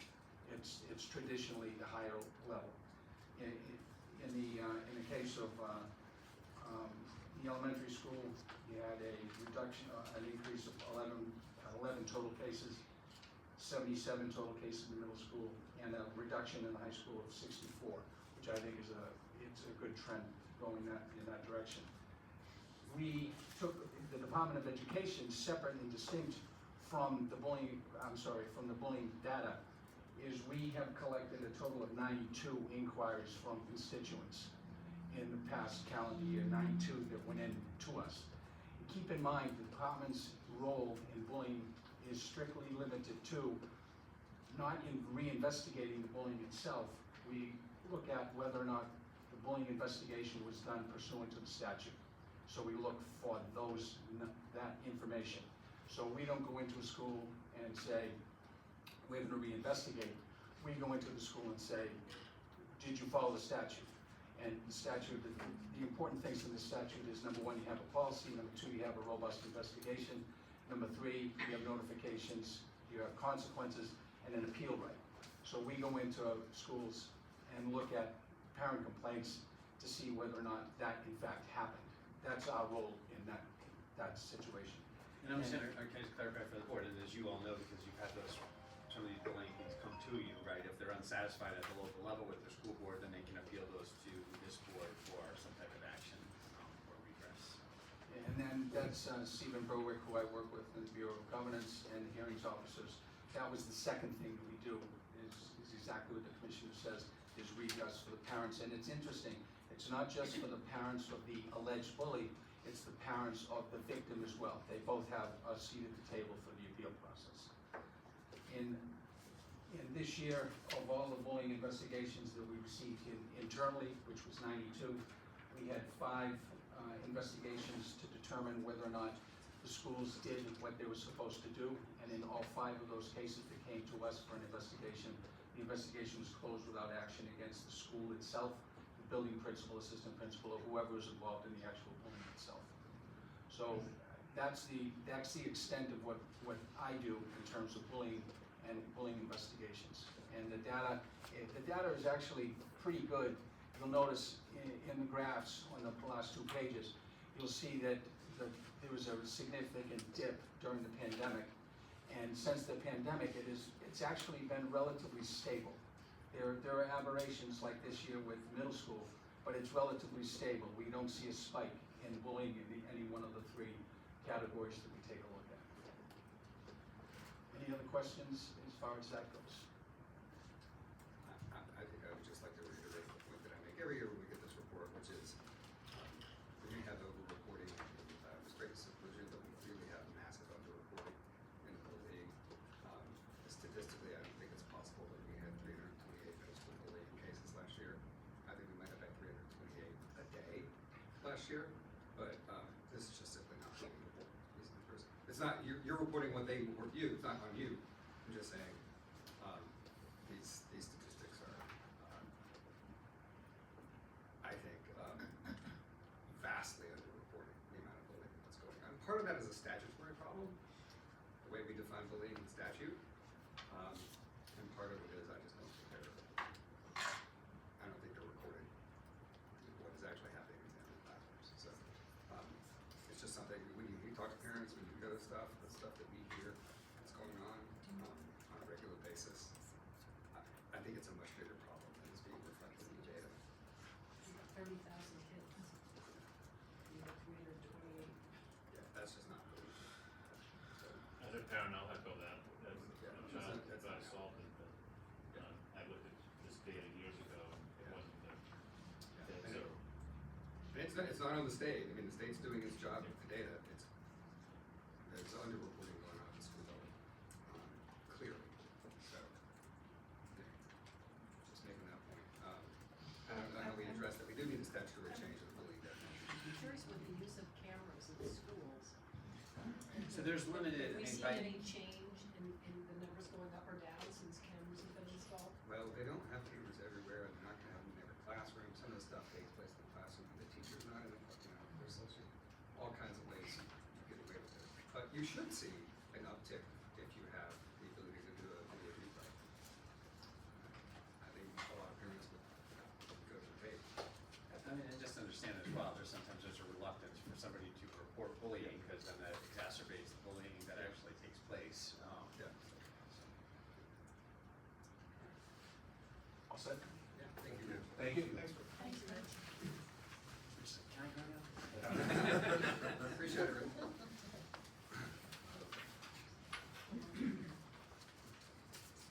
So we've got Collie, are they on Zoom? Can we do that, or can we move on? We can have, they don't need to do any presentation. They don't, It's just I mean, a they're public just- hearing, so Yeah. we just wanted them to have a presence here. Yeah, Yeah. just have them on the And then agenda. what's gonna happen on it? They certainly don't need to present for the hearing. If they weren't planning to present to us, then I don't feel the need to take up the time. No, I think after the hearing is when they would be presenting, correct? Is that how Correct, it but is? they're supposed to have a representative Okay. during the hearing, and I'll that just- should be available. Yep, Everyone check. I'll make sure. All right, Yep, I'll make sure. Okay, so we've got Keene School District area agreement.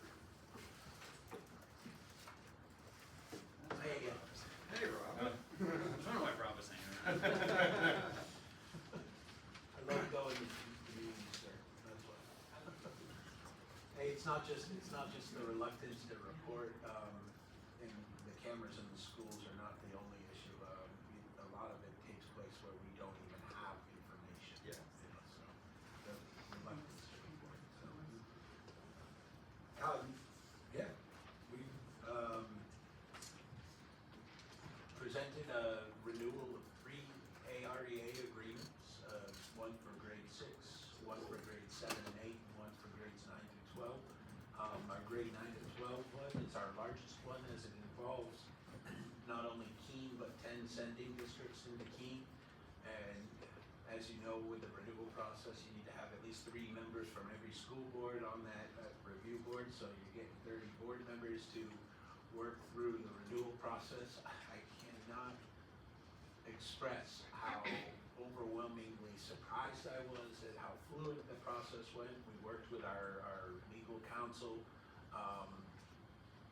and have packaged what we believe is needed for the state board to approve the 3 agreements. But if you have questions with any of that, I'm happy to answer that. These things come up once every 20 years, so there wasn't much of a roadmap, other than what we could research in Bob and reaching out to Angela. Angela was extremely helpful for us as well, and other colleagues around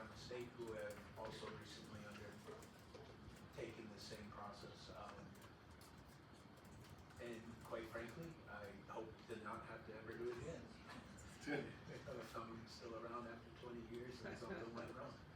So, Questions, comments, discussion, motions? I have to make a motion. Over to you. I make a motion to accept the Keene School District authorized regional enrollment AREA plan agreement for 2026 through 2036. Second. All in favor? Aye. Like 12 years? 36? no.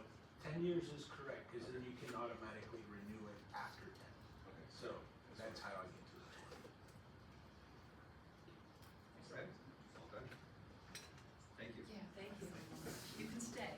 I'm gonna, because one of the items down below. Still on the agenda. Structured our agenda around your schedule, so. That was awesome. Okay, we've got Unity up next. Who's here from Unity School District? Anybody? Did they show up? I don't know if Rocco's, I don't know if they need. Yeah, they don't have to be here for it. Right. Okay. Well, discussion, motion for Unity?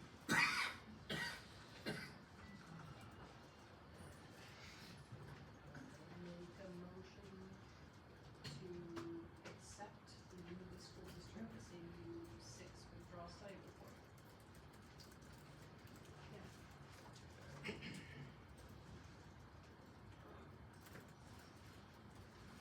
You just go out and see if anybody's in there. I believe we might need to, well, this is a withdrawal report, so you would be either recommending it or not recommending. Recommend or accept, is it recommend or not? I think that's, yeah, our job is to recommend it or not recommend it. So I accept and recommend. Can I just make sure there's no one here that wants to? Okay, sure, let's wait for, check the back room there. Is there anyone here from Unity? I mean, the fact that nobody showed up, is pretty interesting. Yeah. I mean, given this procedurally, we should recommend it not, and then ask the voters. Still has to go. Yeah. Okay, so we have a motion to accept and recommend. Second. Second from Phil, all in favor? Aye. All right, that was you. Okay, Dublin Withdrawal Committee, majority report. Dean is here. Yeah. Yeah. Both the majority so and we'll do minority. majority first.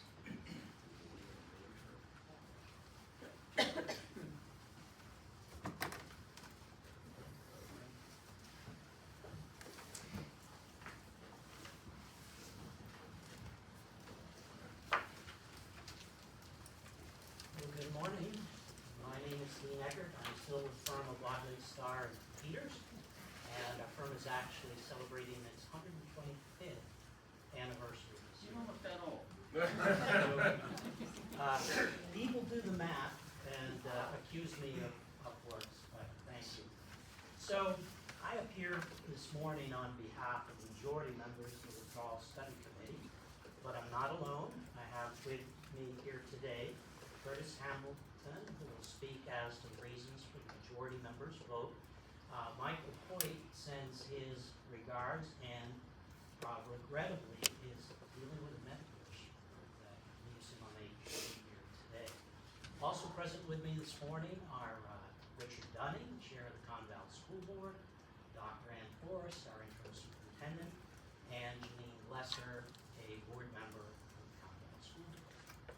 I've provided Ms. Adams with copies of a letter that was sent yesterday. If the board doesn't have a copy, I brought some hard copies if you'd like to look. Did anybody not get the letter that came in late? Should be, I haven't seen it. Yeah, I forwarded it along. I've read it, I didn't know. So Dean, can I have one? Can we do one copy up here, just to make sure everybody has it? I'll take it, Dean. Anybody else need one?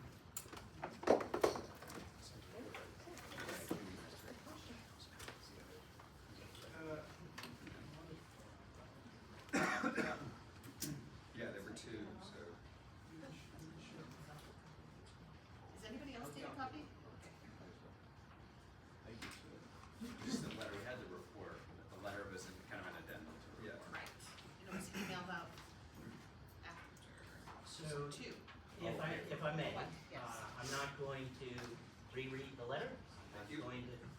summarize the letter this morning. In a moment, I'm going to defer to Curtis, who will share with you more detail as to the reasons behind the majority members' vote. But in looking at the majority report, we felt it important to share with you the rationale behind that report. The statute doesn't really give any guidance as to what you put in a majority report, particularly when there's a vote not to recommend, but we felt that it was important, and Curtis will share with you a summary of some of the concerns. One thing struck me as I was looking at really what is a bit of an eclipse of the situation, where you're going to hear this morning two minority reports. And rather than be doing sort of the back and forth, up and down for rebuttal, I'll just simply note one large idea that I think has perhaps not been fully considered. And that is that the Conval School District is a single cooperative district. Pending before you now are two minority reports, both of which are proposing to you that you decline to accept the majority recommendation of the committee and put forward on the ballot the possibility of withdrawal, not of one, but two pre-existing districts from the Conval School District. Now, the challenge is that those minority reports are siloed reports. But I would encourage, and maybe the only people that really can do it at this juncture would be the state board, that now there's receipt of two minority reports, I would simply ask the state board to consider and resist the temptation of siloing these reports, because there's a cumulative impact that, if you think about it, needs to be considered. And so, while perhaps a district can absorb a singular withdrawal, when we talk about the possibility of two reports, both minority reports, the idea of simultaneously having both on the ballot probably hampers both districts, and also, if passed, would create a phenomenally difficult adjustment to absorb in a district even of the size of Conval in, say, the space of a fiscal year. So with that, I'll yield to Curtis. Curtis Hamilton has spent a lot of time on this committee. He's given a lot of thought to the reasons behind why he voted not to recommend withdrawal, and the committee felt that he would be best situated in the absence of Mr. Hoyt to share with you the reasons for the majority recommendation. Good morning, everybody. Again, my name is Curtis Hamilton. I am the town of Greenfield's representative to the Conval School Board. I appear before you today as a member of the voting majority on Dublin's withdrawal study committee, having voted to not recommend Dublin withdraw from the Conval School District. I would like to thank you all for the opportunity to extend the following reasons that the majority of our committee found Dublin's withdrawal neither feasible or suitable. The request for this withdrawal study was motivated by a proposed amendment to our district's Articles of Agreement, which sought to give the school board discretion over the towns in which small elementary schools would be maintained.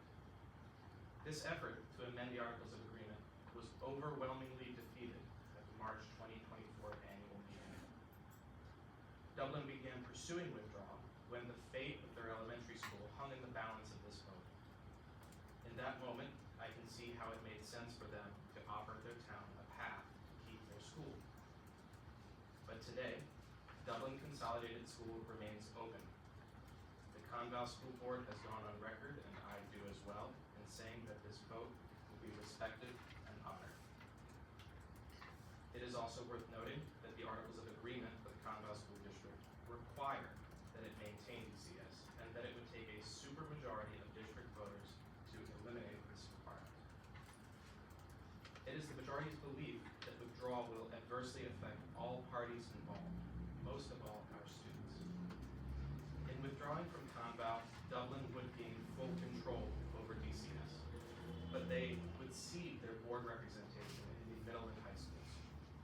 Without representation, the town will no longer have a voice or a vote on issues central to the quality, cost, and future direction for half of their children's education. The Dublin report goes to great lengths to voice concerns over the outcomes at these higher grade levels. To all I ask, how will disenfranchising the community of this representation better those outcomes?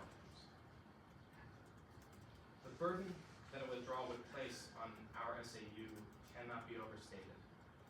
The duplication and possible triplication of administrative services amounts to a gross misallocation of human and financial capital. It is being taken for granted that our SAU would be able to hire enough qualified staff to handle the additional workload necessary to manage more than our current district. To scatter their focus further away from our students will come at a great cost to their education, experiences, and outcomes.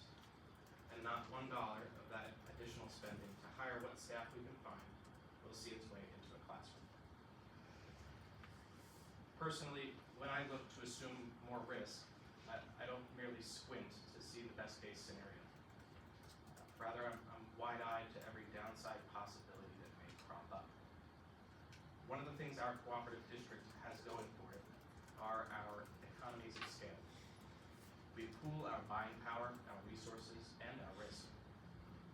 When I reviewed Dublin's withdrawal plan, I saw Conval's costs and not those of the Dublin Independent School District. For instance, their transportation costs do not anticipate their own market rate fuel, dedicated late bus service, a backup bus, or in the event that Conval moves to a single-tiered busing system, the need for them to offer 2 buses instead of 1 to meet that demand. I do not see a proper accounting of their need, their cost, and the ability to independently hire currently shared staff to teach art, music, phys ed, and media.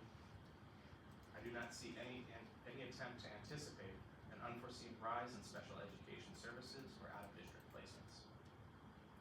And as their plan calls for short-term tuition agreements and the possibility of offering school choice, I see no accounting of how these options impede receiving districts in their planning, thus causing a rise in tuition prices.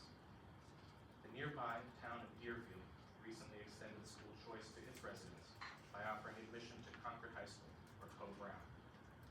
Doing so cost them $800,000 more in high school tuition on what was a prior $2.4 million line item. 3 things stood out to me when I considered the results of the survey that the Dublin Education Advisory Committee sent their residents. The first is that the people of Dublin deeply value their elementary school. The second is that over 55% of respondents deemed it important to retain their membership in Conval. Third, nobody was asked if they would prefer to send their children to Keene. In our region, Conval represents the best option for public education. Should you, the state board, decide to endorse our committee's majority decision, the people of Dublin will broadly get what they want. Dublin Consolidated School will remain open, the residents of Dublin will retain their full voice and vote in our district's present and future, and our SAU will preserve its delicate equilibrium. Thank you.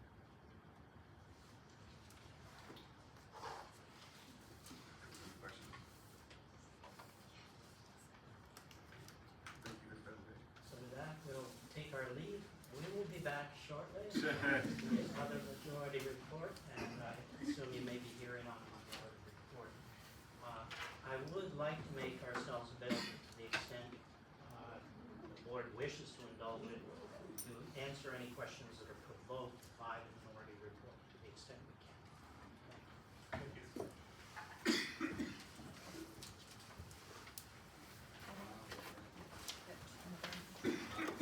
So we had Colley Middle School. Did anyone show up? for They've Colley? been, he's online. No, but to Nobody has signed up. nobody signed up to speak in the public hearing. So, Nobody's come since. sorry about, we're gonna. Let me just check the sign-up sheet, make sure that we can close this hearing. And then Is there anybody on it? building aid for charter schools. We have the other hearing, but the quality, there is nobody in spoken. Okay, so nobody, so I'm gonna close the public hearing on Colley Innovation Plan, Open school building. opening the public hearing on school building aid, which also are for charter schools, which no one else. Okay. Now.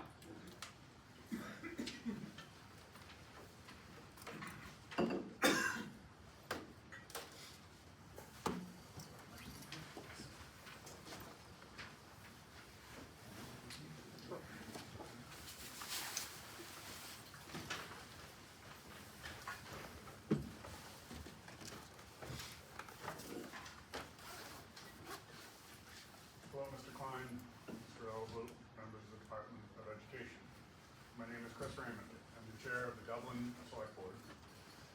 The Select Board formed the Dublin Education Advisory Committee to study the quality and cost of the education which our children receive from the Kentucky Valley School District.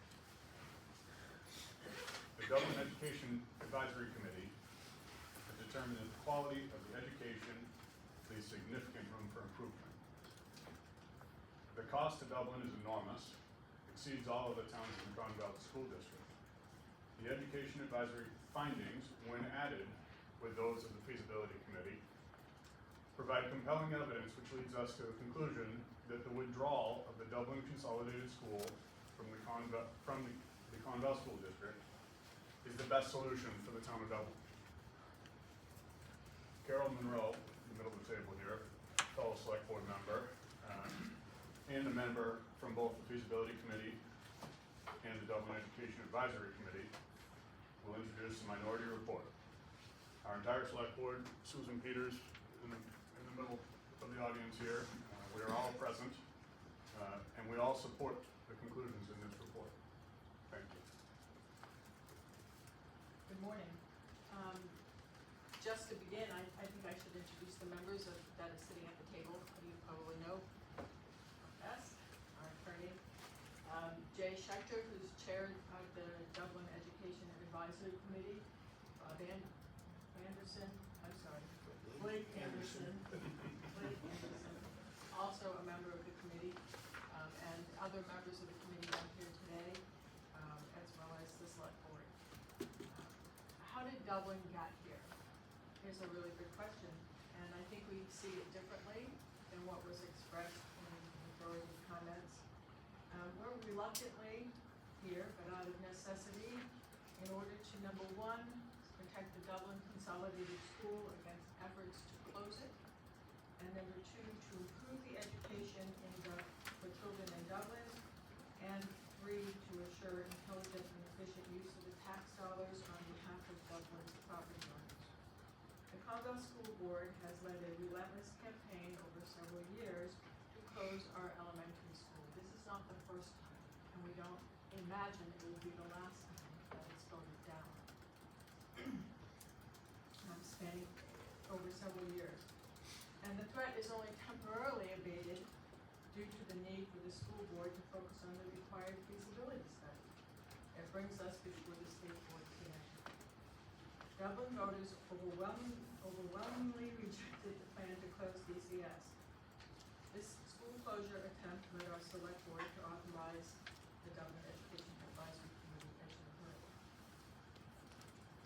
The committee took seriously its mission to study the quality and the cost of the education being provided to the Dublin students. The committee started by listening to our neighbors, which is something the entire school board failed to do. We learned that the idea of abandoning our tradition of elementary education in Dublin was a non-starter for the town of Dublin. We wanted to build up the school to a high standard, not tear it down. We took this message to the Conval School Board and several attempts by members of the community, as well as other affected towns, to engage the school board to make changes. Discussions failed. We are but one vote at the Conval School Board out of 13. It is clear that remaining part of Conval was not compatible with the goal of making DCS a great elementary school for our community. The committee then visited other educational institutions to learn about their methods of teaching, both public and private. We organized a public meeting with the Commissioner of Education to learn from his wisdom and experience. We held town forums to solicit input from our residents. We conducted a detailed survey to learn what was important to town residents, and our petition to withdraw from the Conval School District reflects the best thinking of our community. Our primary concern is that Conval is not meeting its own goals for student proficiency of 75%. As our minority report shows, Conval has not come close to that goal for many years. Currently, DCS is at 57% in reading and 40% in math. grades continues to show, it continues to be measurably worse. As a matter of fact, the transition from fourth to fifth to middle school, the quality scores go down. And the transition again from eighth to ninth to high school is also a disruption to those schools. They never regain their higher, the levels they were in elementary school. We strongly believe that retaining students in the elementary school for fifth grade and sixth grade would give them a firmer foundation to be able to adjust to the, what I would call junior high, middle school, and high school, 7 and 12. A strong elementary school foundation for students is critical to the first step in achieving improvement for students of all ages. Dublin needs to separate from Conval in order to put its own resources, energy, commitment, and drive toward making DCS an excellent school. Most members of the Dublin community feel that the loss of a school would have a devastating effect on our town. This was shown by the overwhelmingly rejection of the school board's attempt to gain approval of a measure that would have given them the power to close our school. Dublin has more than 2 centuries of local elementary learning tradition, and if DCS closes, it is unlikely that local public education in Dublin would ever return. DCS binds our community together. We have no intention of giving it up. Conval School Board Chair Richard Dunning stated the matter as plainly as anyone could at a forum held at the Dublin Public Library. In his words, I can't say that Dublin's and Conval's best interests are aligned at this time. We have to consider Conval's best interests only. The original Articles of Agreement for Conval were adopted in 1967, and much has changed. The articles established a funding formula based on 25% on equalized value and 75% on ADM. They were changed in 1999 to reflect an inequitable 50-50 assessment, where property values count as much toward the cost of schools as the number of students enrolled in schools. Dublin pays the most money per student within the district, despite having a median household income in the middle of the pack. Among the 9 towns of Dublin, we're 4th, not focused, yet we pay the most per student. Dublin is subsidizing most of the other towns in Conval.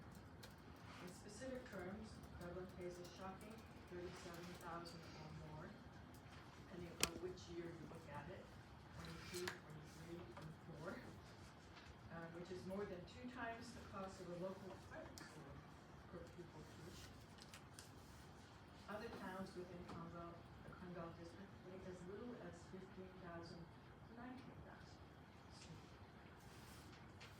Dublin manages its town services with care, operating with a modest budget of approximately $2.6 million to meet its civic obligations. Meanwhile, Conval's annual demand is approximately $5 million, 5.3 this year, and growing, while the enrollment continues to decline. All of this with mediocre educational outcomes. By assuming control of DCS and the educational direction for its students, Dublin can begin to see a reasonable return on its investment in education.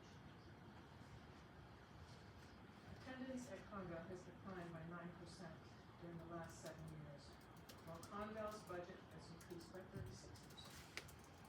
There's no evidence that this trend will not continue. If Conval appears to be unable, unwilling to manage costs in the face of steadily declining enrollments.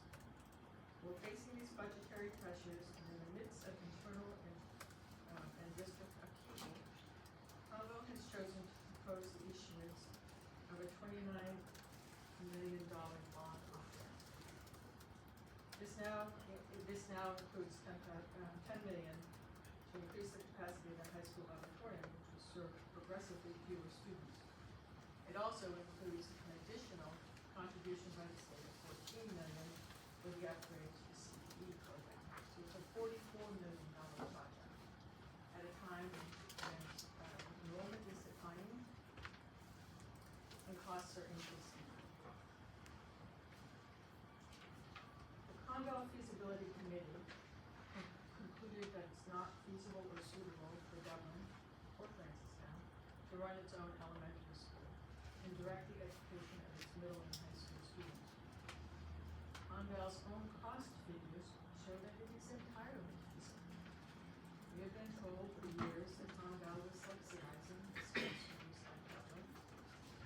This is proven to be false by their own figures, which indicates that Dublin's costs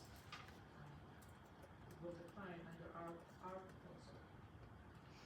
Dublin has in fact been subsidizing Conval for 57 years. Representatives from other towns on the feasibility committee have focused exclusively on avoiding any additional costs associated with Dublin leaving the district. Yes, the numbers will go up marginally for those other towns should we leave, because Dublin and Francistown have been paying significantly more and subsidizing the district for quite some time.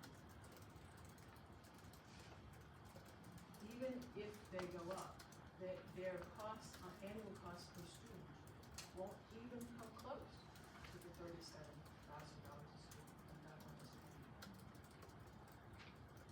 More like they'll go up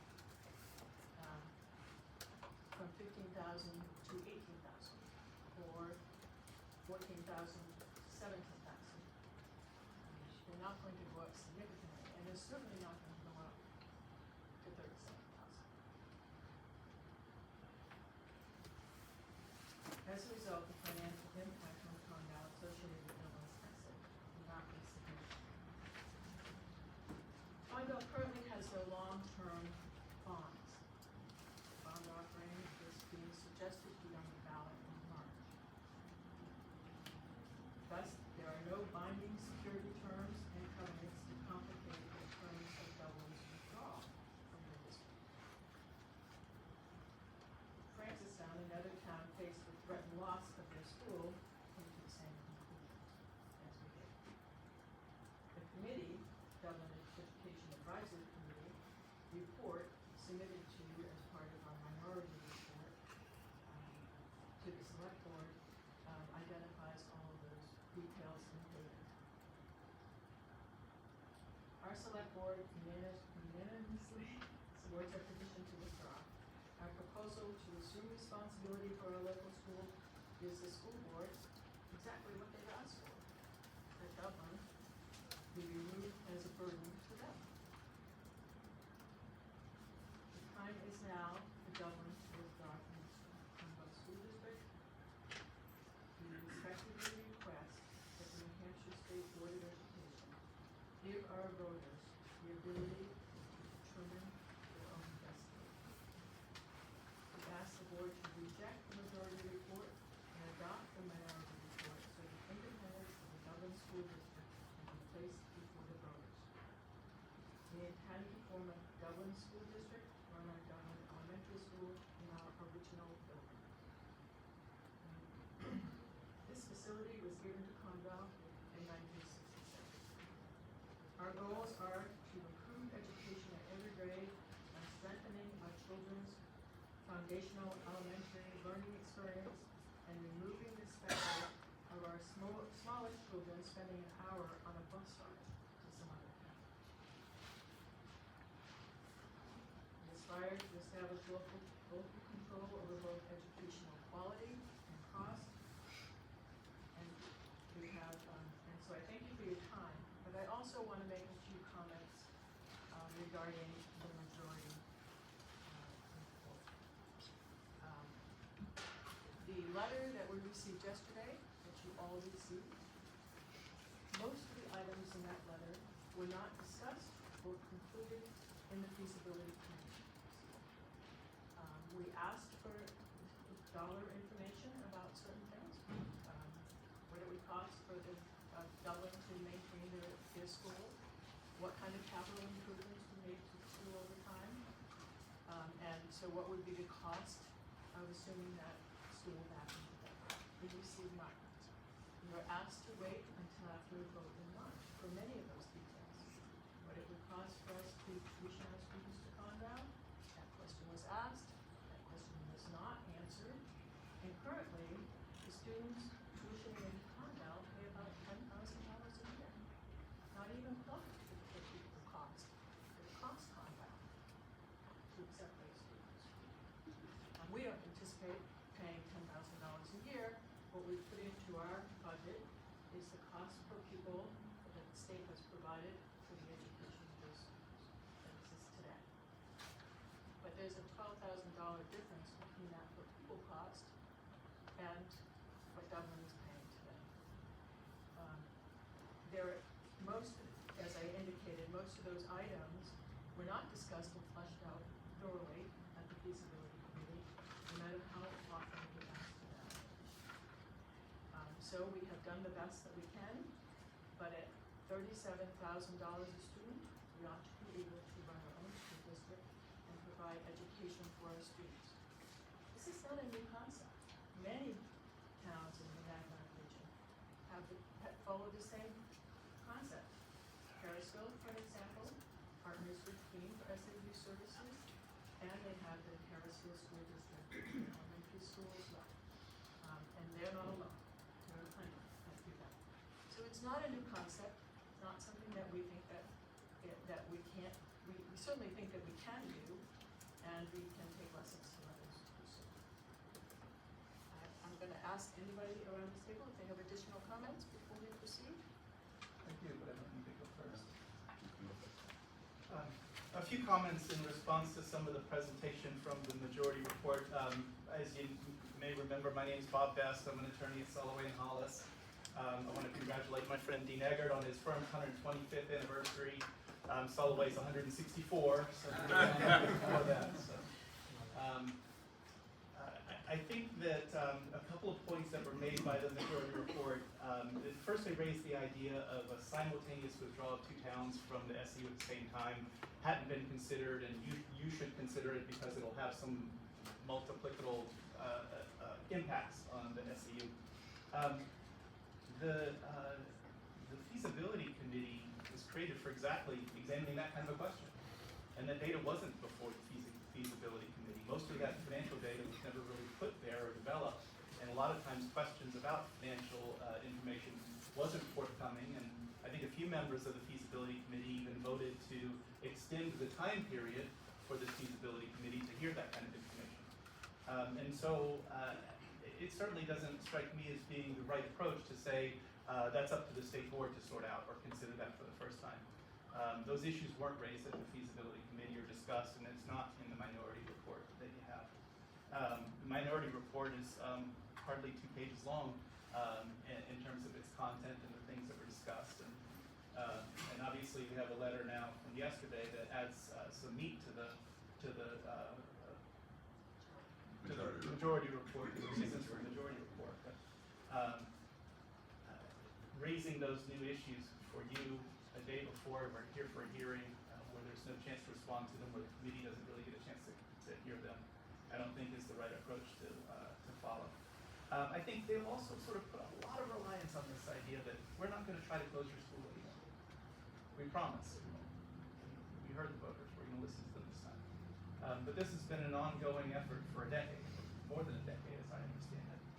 And it's because the Conval School District has 4 elementary schools in it and is struggling to figure out how to make that work. And the performance of the elementary school, at least for Dublin, is reflecting that environment. And with this elementary school flourish by being the sole focus of a school district, where the people of Dublin are the ones vested and putting in their time and their attention to it to make it the best foundation for the youngest students. And then as those students go on from Dublin Elementary School to a middle school or a high school experience, either in Conval or somewhere else, they've got a much stronger foundation and a much stronger start for success, and will be better able to make use of the tools that they gained at a middle or high school level. There's a lot of discussion about depriving the Dublin voters of their, disenfranchising the Dublin voters from their one vote on the Conval board. I thought it was a little bit ironic, since the things thing that we're asking you to do is put these questions before the Dublin voters. Let them decide what's more important to them, controlling their own school district and controlling their own school, or maintaining one vote on a 12-member board that has repeatedly tried to close the school. And so if we're worried about disenfranchising or what the voters of Dublin think, please accept the minority report and put the question before them. I think there was a lot of discussion about administrative resources and administrative sharing and costs and things like that. I think you heard in Carol's presentation, $37,000 a student is what Dublin's paying to the Clonbell School District. I think most of you know me, I usually appear here with the charter schools, who are about a quarter of that to manage education of students. And certainly lots and lots of school districts can manage even extraordinary expenses, even catastrophic expenses, on far, far less than $37,000 a student. Feasibility and suitability is the question that the feasibility committee had for it, and it's the question that's put to you as well. And feasibility with that amount of resources is obvious. It's not very difficult at all to operate an educational program for a town on $37,000 or less per student. There's no question that it's feasible to do that, especially when you can control the elementary school directly. A few other comments that were in the letter that arrived yesterday were things like, well, the minority report didn't figure out how to hire teachers from the school. Could you imagine the storm that'd be before you if we reached out to their teachers and tried to hire them in the middle of this process? What kind of chaos would that have caused? Of course, that's something that has to be addressed somewhere down the line. That's why there's a significant amount of time between putting it before the voters and actually implementing the independence of the school district. That's where all of those little details can be figured out, where you're negotiating tuition agreements either with Conval or somebody else, and you're determining from those negotiations, what value am I going to get for this? Will I get better education than I'm getting now if I tuition my students to your school? What will you do for me in order to earn my business? And if you don't do well, we might make a different choice in 2 years, or we might make a different choice now. That's why education gets better for Dublin by operating as an independent district. It has far, far greater control over its local education. Those are my comments. I think every member of the team up here would answer any questions that you have. And we certainly urge you to vote today to reject the majority report, accept the minority report, and all that that does is allow this question to go before voters. Any questions? I may have misunderstood what you said, but I thought you said that Dublin gave Conval the building. It did. So what are the logistics of you taking the building? So the statute for that and the Conval Articles of Agreement both treat that subject a little bit differently.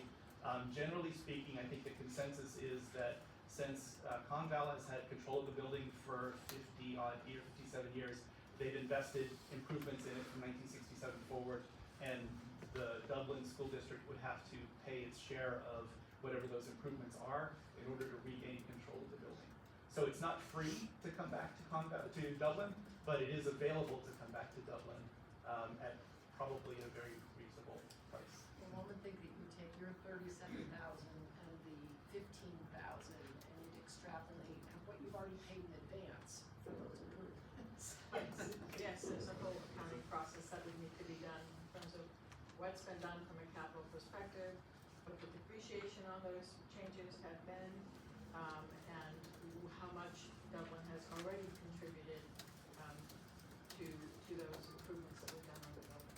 And improvements Dublin has made to the other buildings in the district that are not within Dublin. All of those things, so our legislature has not been incredibly clear on exactly how that plays out. So we expect that that will be some significant discussions and negotiations with the Clonbell School District if this is approved by voters.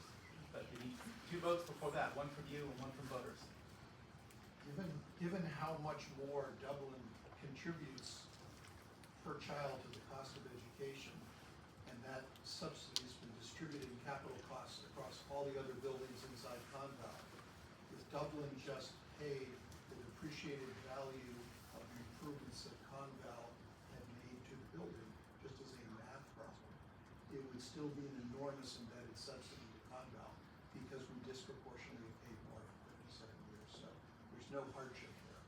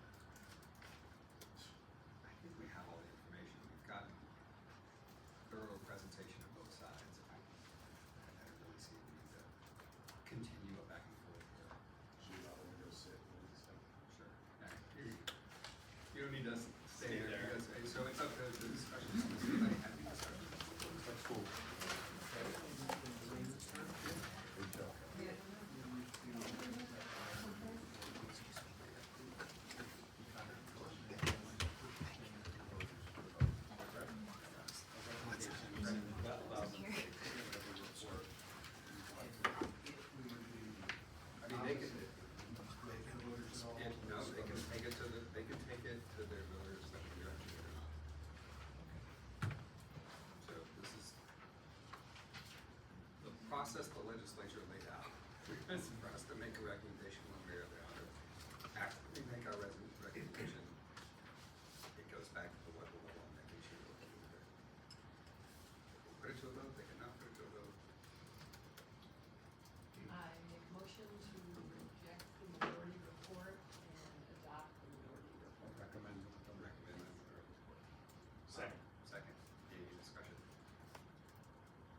The only thing I'll say is it's gonna require a lot of discussion, I think, by the community, because it seems to be some funny discussion relative to the math used, relative to the building itself, and also where the grade 7 to 12 students will go. But those are some internal things I think the residents, their legislative probably is going to address. Yeah, I mean, I think in terms of the withdrawal report, it certainly covered all the requirements Yes. that the statute requires for a withdrawal report. It was one of the better written, better structured withdrawal reports I've ever seen in terms of laying out how things would go. They did have a little bit of a, apparently struggle getting information from the withdrawal committee. There was data that wasn't made available. It was clear in the reports. So that's pretty good, but $37,000 per pupil. You ought to have a chance to at least have a vote on that. That's an astronomical amount of money. $10,000 above the state average, more than 10,000. We got $12,000 above the state average. So, it's a lot. All right, so we have a motion and a second. All in favor? Aye. All right, thank you.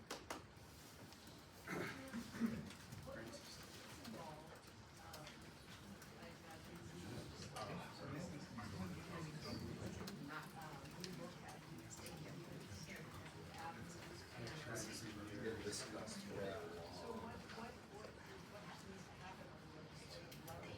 It's the cooperative statute, which is really the one that governs a lot of this. And I mean, the cooperative status is essentially like getting into a marriage and then you have to get divorced 57 years later, and it's never easy, right? And so I think, you've seen like we just did draft area agreements. So these are just tuition agreements between districts, and they agree. If they don't like it, then they have a termination clause, they can follow. That's much better. Just a different approach. So what needs to be added is a termination clause to the cooperative agreement. There's other factors associated with it as well. There are a lot of statutory changes that they have made. Do you see that? It comes up in it comes up in the legislature every session for at least the last 8 years. And we make some progress. Is it unique to each of these in and of themselves, how the monies are apportioned? Yes. So it's unique to each of them? Well, it's based on formulas. They described the formula used to be a 25% evaluation and a 75% ADMA, and now it's a 50-50. So it just depends on whatever that cooperative agreement has in place. And the difficulty is, and we've seen from these other agreements, those conditions about equalized valuation and population of students shift over 57 years. And so, yeah, so the formula that's initially adopted becomes difficult to adjust if you have some communities, as in this case, some communities are contributing less than other communities, but those communities are thinking, do I have to vote to take less money from another community? Yeah, I mean, a common problem we've seen in the last 5 or 6 years has been the really substantial change in property valuations combined with the decline in enrollment has put a lot of towns in Dublin, Francistown, Waterloo Valley situation. We see this a lot. We know Carroll County was another substitute.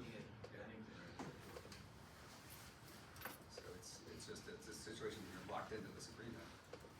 It's hard to. But the voters get to decide based on that action. Right. Okay. So Francistown majority report. You want to close out that? Sorry, I should do that. No one else came to speak on the school building yet for charter schools. Did anyone hear for that? Close that hearing. Did we vote on the innovation? We need to vote on it. Is it an action? Well, it is an action item. We just had the public hearing, and next we're gonna vote next time. Okay, I'll confirm that. Okay. So,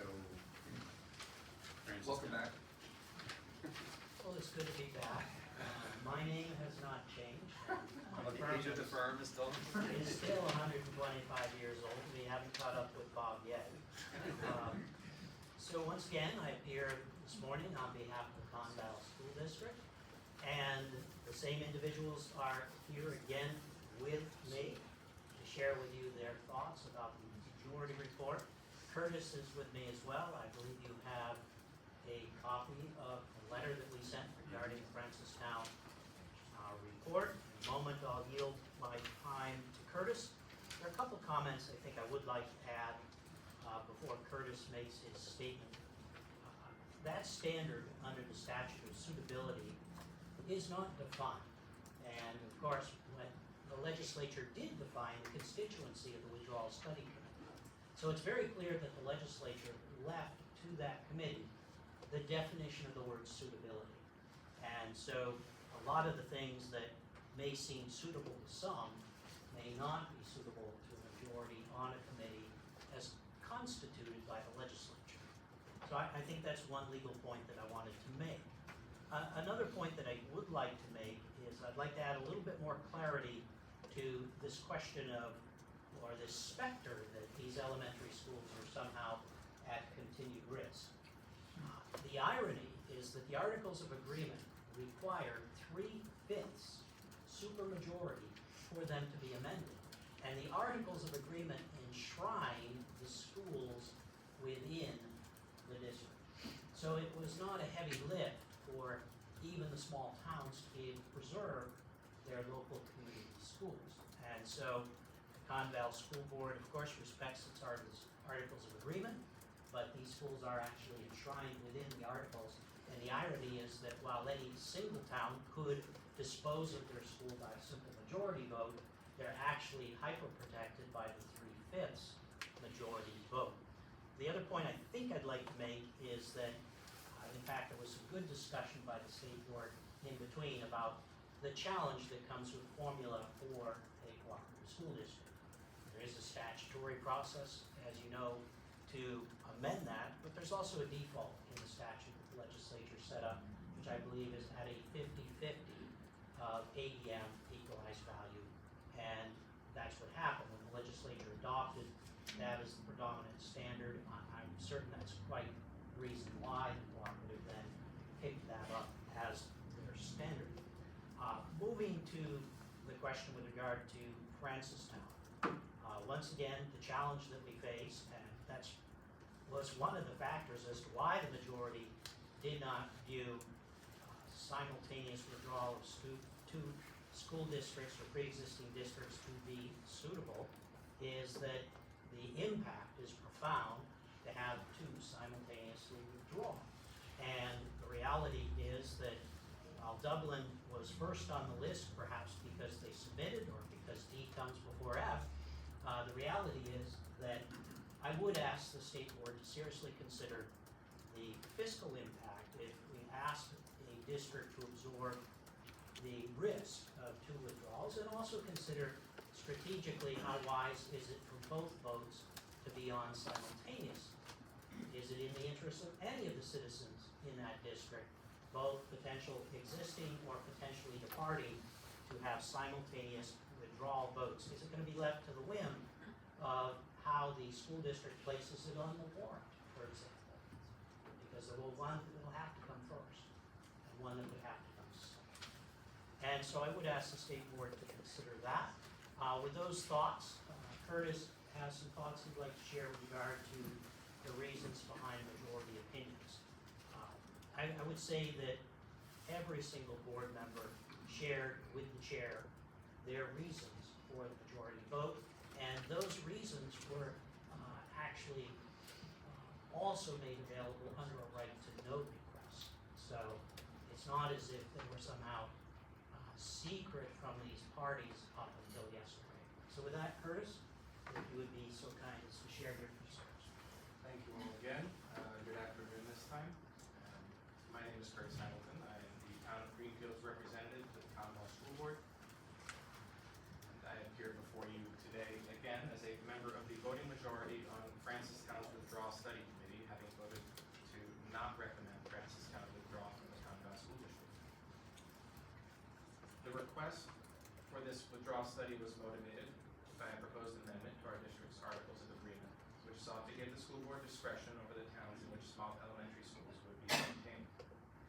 This effort to amend the Articles of Agreement was overwhelmingly defeated at the March 2024 annual meeting. Francistown began pursuing withdrawal when the fate of their elementary school hung in the balance of this vote. In that moment, I see how it made sense for them to offer their town a path to keep their school. But today, Francistown Elementary School remains open. The Conval School Board has gone on record, and I do as well, in saying that this vote will be respected and honored. It is worth noting again that the Articles of Agreement for the Conval School District require that it maintain FBS, and that it would take a supermajority of district voters to eliminate this requirement. It is the majority's belief that withdrawal will adversely affect all parties involved, most of all our students.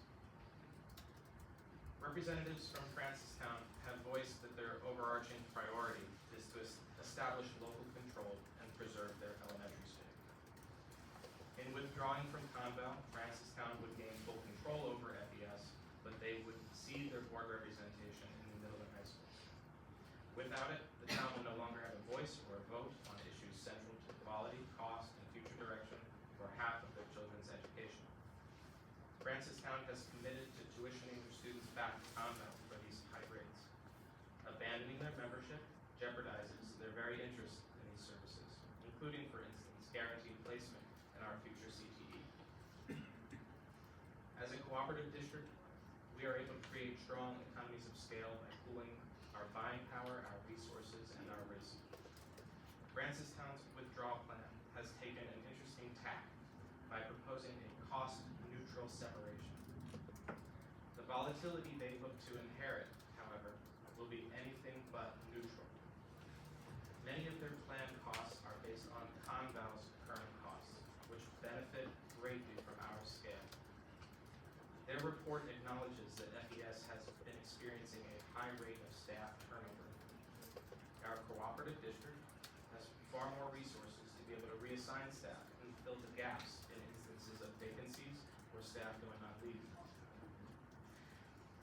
In going it alone, such an absence or a vacancy may not be filled immediately, and their students would bear the brunt.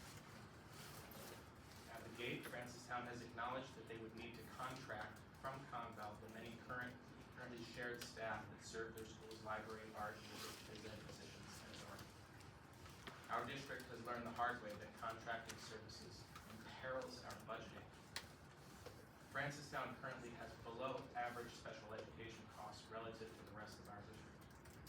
They have proposed that $100,000 be added annually to a trust fund to cover such costs.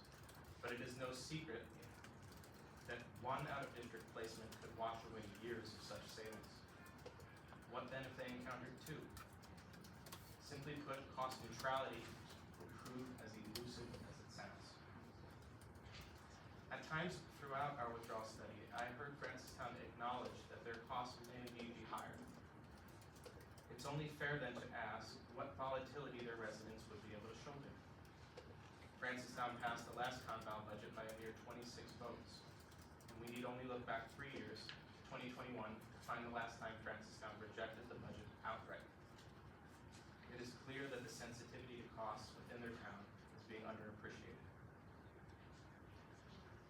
The burden that a withdrawal would place on our SAU, again, cannot be overstated. The duplication and possible triplication of administrative services misallocates human and financial capital. It is being taken for granted that our SAU would be able to hire enough qualified staff to handle the additional workload, and to scatter their focus further from our students comes at a great cost to their very education, experiences, and outcomes.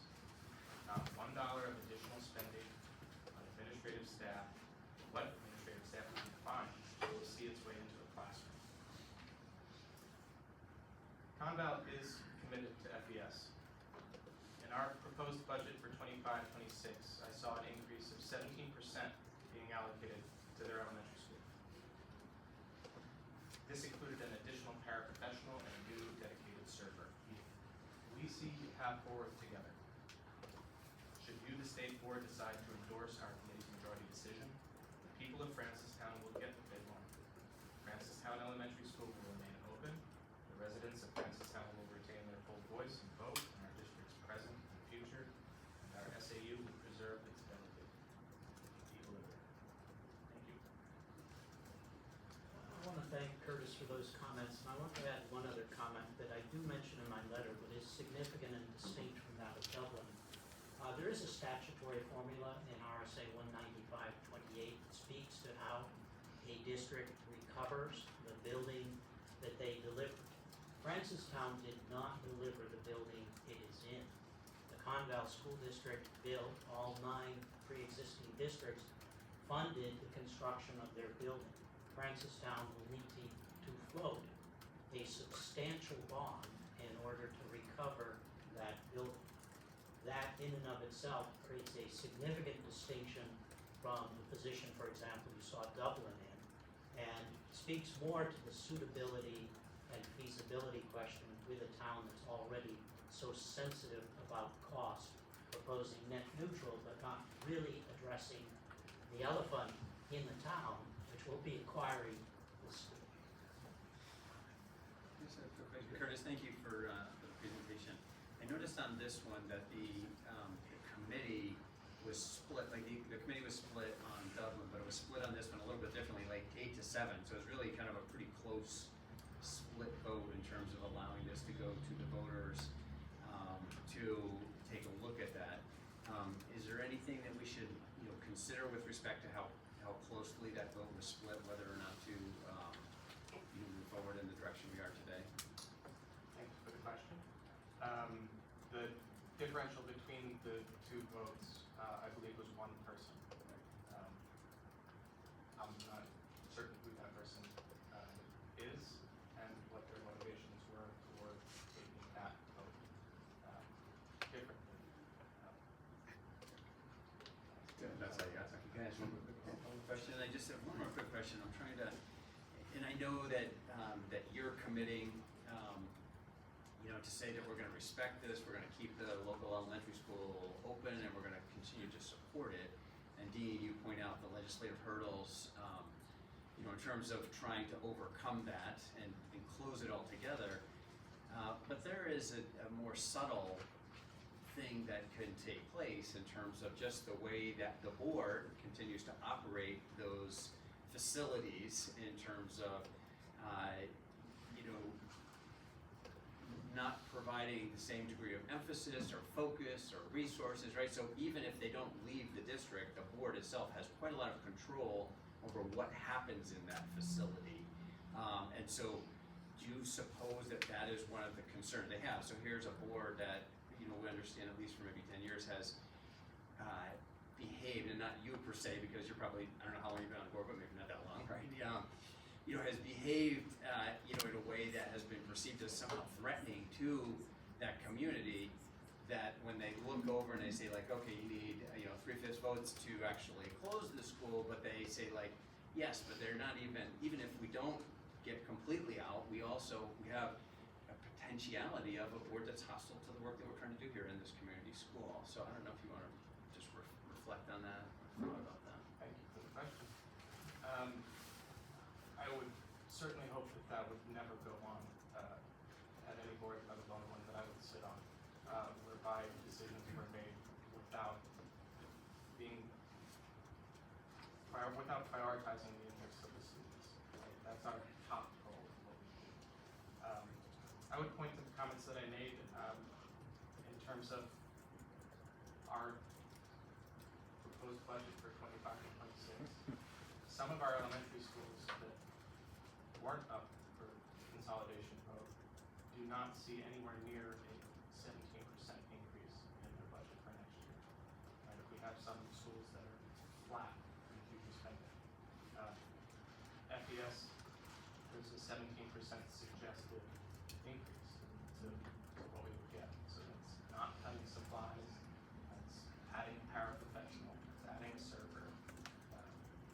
So let me just ask a little bit more clarification just to reflect on that. So it's not so much that you're not doing it now, but you can imagine that the community perceives that that could be the outcome of it, right? So in other words, so you're offering, hey, we got 3/5 for you to come out, but if historically they felt like they have been underappreciated or valued, well, this year's budget, and I appreciate you doing that for the school, they might have a perception. So it's not so much about what you're doing immediately, but you can understand that they would have a perception that they may not be treated the way that they expect to be treated in that relationship. Thank you. I think if we look at the track record of FBS, we will see that resources have been put in place there so as to provide the great outcomes. They are one of the leading elementary schools in our district academically. Right? Their committee will speak to that. We have, I'm sure, piloted specific programs within that school because it was small to be able to try things different at a small scale that have worked. I would also add that if that were the case, at any point moving forward, withdrawal would still be an option for that town to pursue. If there's a track record of 5 years of mismanagement by the district, passive aggressive, for something to the effect of what you're speaking to. If something like that were to happen, and again, never on my watch or while I sit there and things like that. Thank you. But that's what this statute is there for. I just want to throw out some May I add one thing to provide some context? I'm aware, just because of some tenure with Conval, that about every 5 years they launch an equity study, and the purpose of the equity study is to look at these schools and ensure, because there's a statutory requirement when you're a multi-school district that you have equity between your schools. So they do study that with some regularity, if I recall, and that does get looked at. Because I understand the commissioner's concern, and I think one of the reasons why you commission that study is you may get subjective concerns. Oh, our school doesn't seem to be treated as well as another school. Having done 20 hard years with a city district, you hear a lot of that because of the ward system. But the equity study, I think, helps with that risk. So, on the 3/5 vote, there are 13 members of the Conval School Board? 14. 13. So 3/5 is what, 8? Oh, I'm sorry, it takes 3/5 of the citizens in the district to amend the ordinance. Gotcha, okay. All right, so both Dublin and Francistown, you guys have focused on, you're not gonna close the elementary schools. But they have made that one of their arguments among many, and the other is primarily financial, $37,000, $27,000 per student. It's a lot of money. It's above the state average. Conval's cost per pupil has gone up higher than the rate of inflation, which is not unusual for districts in the state in the last 10 years. So, what is the district's response to their cost concerns? Thank you for the question. The Dublin matter is closed for you today, but I'll speak to the apportionment briefly. When looking at their cost per student, one lens to study effects of apportionment is to see it from the perspective of the town. Another would be to see it from the perspective of the individual taxpayers. And when you have a great amount of equalized value in your community, you end up with a lower tax rate individually. So Dublin's tax rate sat in 2023 at $16.06 per thousand. That's the third lowest in our district, and some 20% lower than what residents in my town pay at over $20 per thousand. But the actual monies going So, to Conval are higher. right, their tax rate is lower, I get that, but they're paying a very large sum per pupil. And that's been their biggest complaint, is that we think we can provide a similar or better quality education at a lower cost per student. And that hasn't been addressed in any of the responses from the district. It goes back to what I was kind of alluding to earlier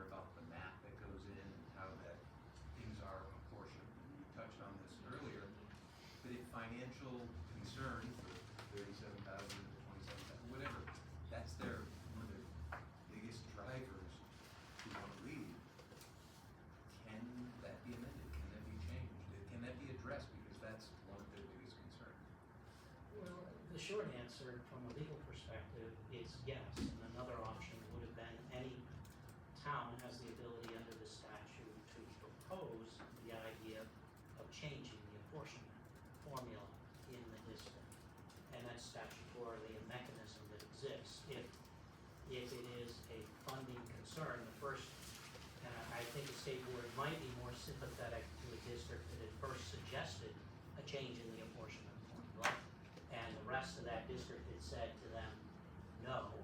At that juncture, if you sought the change of the apportionment, and I know factually a case I dealt with up north where that was their first run, right? They sought reapportionment, the balance of the districts that in that small setting were essentially recipient districts said, no thanks, we sort of like where you're at. This has not yet happened. There hasn't been a run at changing the apportionment formula, at least as I understand. I'm gonna maybe word it a different way in layman's terms because I'm kind of simplistic like that. Why is it that certain towns are paying more per student than other towns in the Continental District? Why is it somewhat closer to that? It boils down to the state taxation structure at its core. That's the why behind it, because that's the way the state has set up the structure. The intent behind the cooperative was to take geographic areas and share that risk, because the old experience, and I'm not old enough to know, but to hear from older lawyers, the reason the cooperatives were formed was that they were bearing that burden all on their own. And the concept of the cooperative was a cool 60s and 70s thing to start with anyways, but it actually produced results. And the challenge, of course, is that when you're a town, you think as a town. When you're a cooperative, it's still easy to think as a town. And to be real blunt about the answer, I think that's the challenge sometimes, is that it's a different corporate structure, bringing people together cooperatively, sharing risk, as Curtis noted. And there will always be towns that have been blessed with more resources than others, which will create disparate taxing.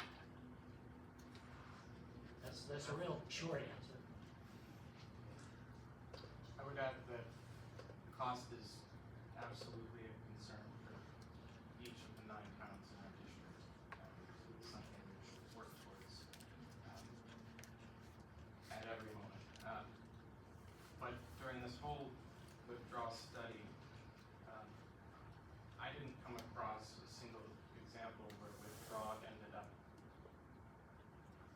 being a cheaper option for the town withdrawing. I did not see one of those, and not one example was brought forward to us to say, hey, look, this town split and are not paying less. I ran into instances to the contrary. I have to ask, have any of the other towns other than Dublin or Prentice Town made a recommendation to change the formula back to the 25% equalized value, 75% ADM? I think historically that conversation has been had within the district. It's been over a decade. That's outside of Prentice Town and Dublin. I can't recall what you brought that forward, but. The only way I can tell is to surmise based on the amendment history of the Articles of Agreement.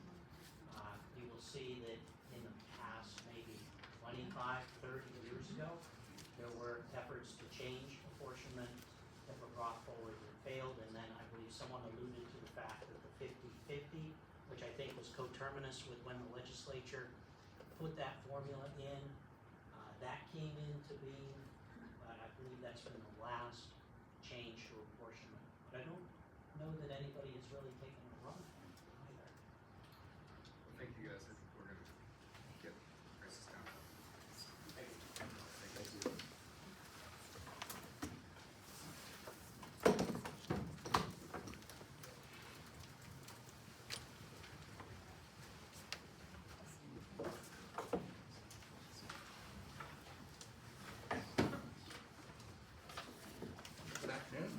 My name is Charlie Pyle. I'm a member of the Francetown Select Board. With me also is Laura Farah, who is the chairman of our local school committee, and Pat Troy, a fellow member. I just have a few brief remarks, brief statement. Before I begin, I would like to apologize to Mr. Elbert because he is not mentioned in my introduction. That was an error of omission on my part. I'm gonna vote anyway, so.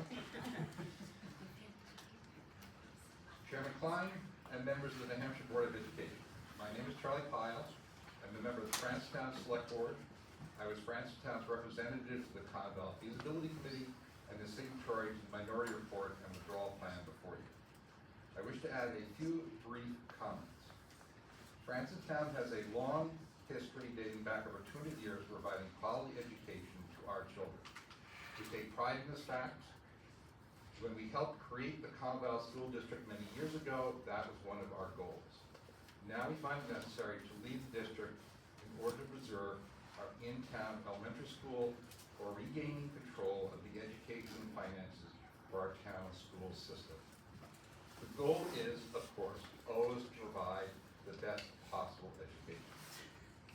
The questions at hand are whether it is feasible and suitable for Francetown to lead the Conval School District.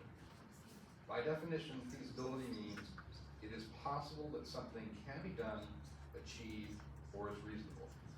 The Conval Feasibility Committee spent considerable time investigating the numbers involved in the separation from Conval.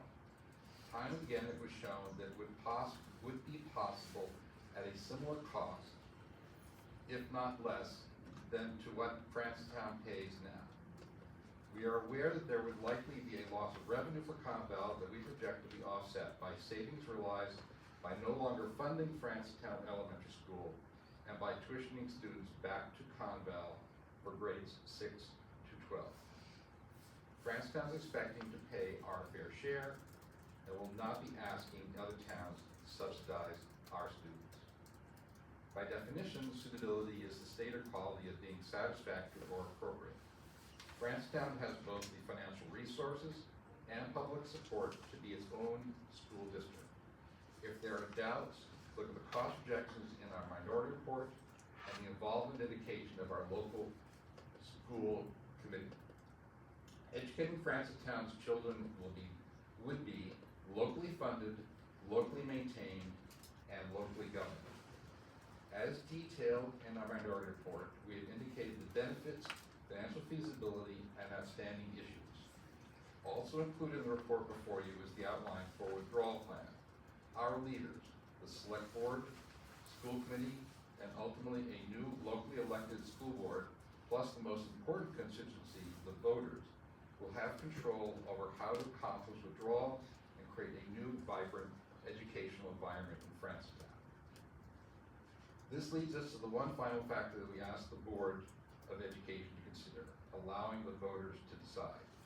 If you permit us to proceed, that will be the ultimate test, and in my humble opinion, the hardest test of all. Voters in Francetown and the district want to know details, cost, plans, who is in charge, pitfalls, and unknowns. There's one additional and very important factor that we ask you to consider, which I just mentioned, allowing the voters to decide. If you permit us to proceed, that again will be the ultimate test. Thank you for allowing me to add these two comments. I hope that you will consider our request and grant us approval to proceed to the next step towards withdrawal. Respectfully submitted, Charlie Pyle, Francetown Select Board. I'd just like to ask, in response to the Conval assertion that this is likely going to cost you more. Don't really know, the future's unpredictable. Just your thoughts on your autonomy versus costs. What is your value here? Is it within the range of acceptable possibilities that you would accept higher costs if it made you fully in control? Just if you can talk about that. Yeah, a little bit, and I'll probably defer to Pat and Laura because they did more of the details in the report. But in general, there were lots of numbers that came out in the feasibility committee discussions.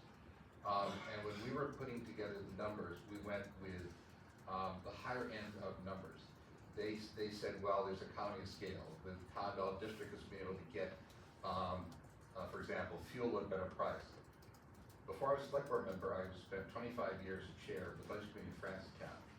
I told them what the cost of our current contract for fuel in Francistown would be, and it was less than what Condell is paying. So, you know, it all comes down to negotiation and discussion.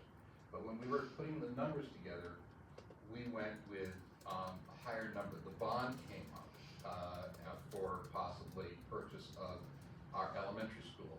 That is included in the numbers that we were presenting in the minority report. We went with what possibly would be a higher than expected number. So basically, we were looking at the worst case scenario, and it was still less than what our budget, our share of the Condell budget would be now.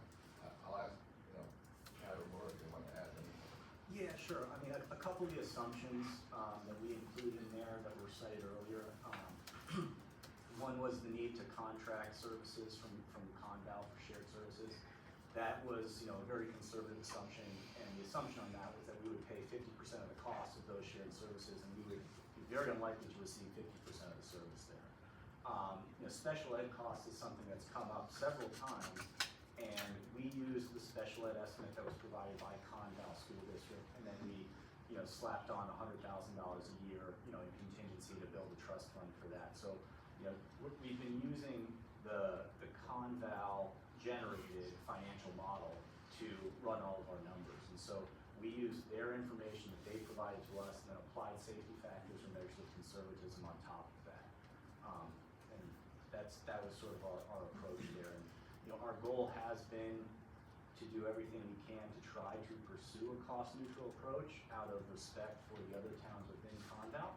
Our approach here is to really try to retain our school and achieve those high levels of performance while doing the least amount of damage to Condell School District that we can in the process. And I think what we put forth in our minority report shows that is feasible and suitable. You show I'm looking at your report, and you're indicating you're assuming a purchase of $3 million for the school. What did you use to come up with that number? Yeah, so that number was given to us by Condell School District, and that's what it's insured. So that's the insured value of it. So I believe, though Attorney Yeager did seem to be concluded on this matter, at the conclusion of the withdrawal study, the amount that we would have to pay for that building had not yet been settled. So what we assumed was we would pay that conservative, insured amount and bond it over 20 years, which is a conservative approach. And one other thing to note is that, though that elementary school was constructed by Condell School District, we had our own elementary school at that time, and the town of Francistown purchased that back. So it's not as if, this was a zero, starting from zero type of situation.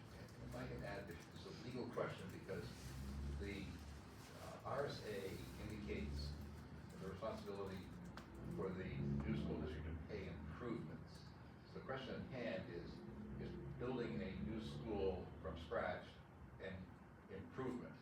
And if it is, then what portion have we paid over the years for cost of improvement? The district has paid, we paid a share of the district. So it was a muddled question that was never answered. It kept coming back during the summer, during our meetings, but it was never answered. So $3 million was the prior assessed value, was the prior insured value. That's what we took as the value for purposes of the report. Have you factored in, and I should have asked Dublin the same question, a changing enrollment into your calculations? Yeah, so we went back and we looked at as far back as enrollment numbers Condell had on their website, just back to 2010, and we took a look at enrollment trends, run a best fit line, took a look at it statistically, and found that in Francistown, from 2010 until now, enrollment has been almost exactly the same.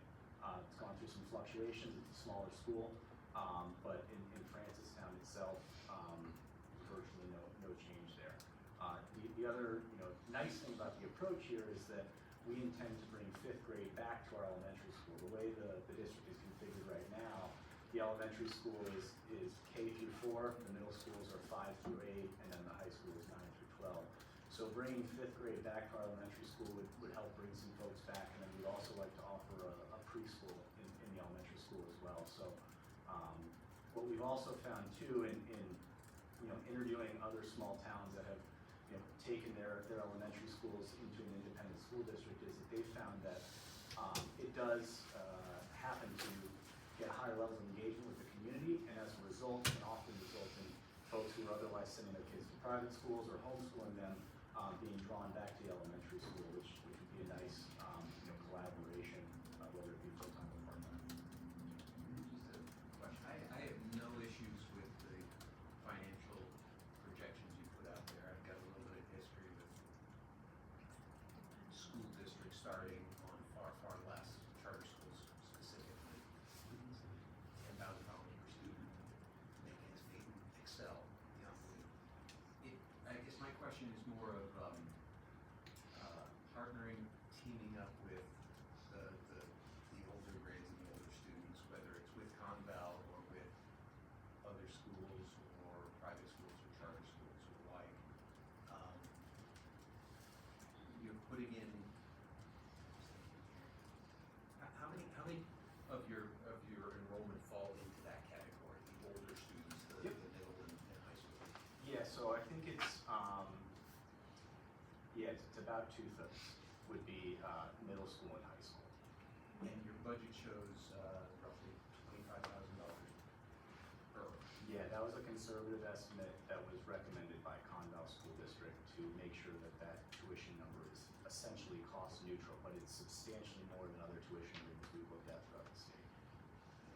Question I had, I guess, just in general, the monies that you have going into Conval today through the tax dollars of the residents, that would continue that level of taxation / money go. So you would get that same amount of money. It wouldn't, the tax revenues wouldn't change overnight, or would? That's right. So the tax revenues would remain the same, and then the other thing is that the state funding would also follow our kids. So rather than the state funding going directly to Conval, the state funding would come to Francistown Elementary School, or Francistown School District. Yeah, I think the important thing is when we laid out the plan, it was taking a conservative approach, taking kind of a worst case scenario, as Pat said, cost neutral. I think we talked about and looked at numbers. I think we can do better than a lot of those numbers. And of course, there's always negotiation with other school districts who might have terms more favorable to us and all of that. So I think that's the approach you're taking. We want to be conservative. We want to put out their numbers so that people are aware of what the worst case, which means in real terms about the same, if not a little less than what we're paying now. But we expect things to be a good way to improve.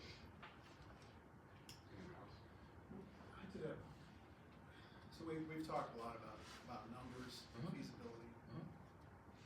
When the Dublin folks came up, the advocates for their minority report, they talked about the levels of proficiency of elementary school students in Dublin, pretty low. I mean, 40% in math, 50-something in reading. I assume you feel, maybe this is the main driver, maybe not, I don't know, but your autonomy will allow you to improve the educational experience for your students. And I'm not so sure, have you, how is that going to play out for you? I think, and Pat Laura to add to this, but I think we are one of the highest performing elementary schools in the district. I think our concern is to maintain that. We're worried about being able to maintain that within the Conval School District.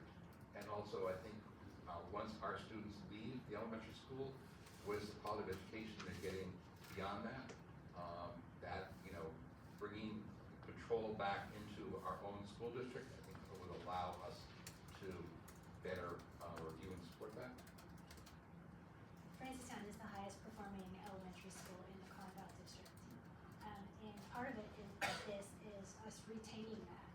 As part of the talk of closing Francistown Elementary School, they proposed sending us to 2 of the lower performing elementary schools. And that would be detrimental to the students in Francistown to go from this high performing elementary school to being put with lesser quality scores at the time. So we want to make sure that we maintain the level of education and hopefully able to improve it as well. As Dublin mentioned, bringing fifth grade back allows us to just even build onto that and make them that much stronger before they enter the next level of education. Yeah, and I guess one other item to add is, there were references of running pilot studies on Francistown, and then there was a reference with great success in the past showing that there is an investment in Francistown Elementary School. What wasn't mentioned is most of those pilot tests were cost-cutting measures, whether it be combining multiple grades, cutting administrative staff, and seeing if Francistown can still retain their high performance in spite of that, and they have, which has been an excellent outcome. But this recent proposal for 17% increased cost is an outlier. When looking at past history of Francistown, and as we've gotten more involved in attending budget meetings and things of that nature, I even heard the chair of the school board propose potentially combining 3 school grades at the elementary level to save costs further. And it's been a very clear distinction by the current school board that they do not want to cut costs at the middle or high school levels anymore. And the place where they prefer to cut costs, example being closing 4 elementary schools this past year, is actually elementary. And that is our concern. Our concern is, if they don't continue to try to close our school, they will continue to try to deprioritize it from a funding and resources perspective, except for what was just brought up 2 days ago in the budget discussions. Ready? Yeah. Discussion? Thank you. I think they're all set. Thank you. Okay, thank you very much. Thanks. Thoughts? I motion that the state board reject the majority report and recommend that this be done. Second. For Francis. Any discussion? Aye. All right. Thank you, everyone, for giving us those really thorough presentations. Okay, let's quickly do the PSC. So this is if you guys recall, Professional Standards Board was kind of heavily weighted to academics. This legislature made a change to include CTE. I think it's strictly at the recommendation of the board. Correct. At the recommendation of the board. So we have a CTE member here, very experienced CTE person to get on the board to help balance that out and get that voice to the board. So that's why this is. No. Rob is, Rob, speak to him. I mean, I don't think we. I think we need to. The resume. Yeah. The resume was.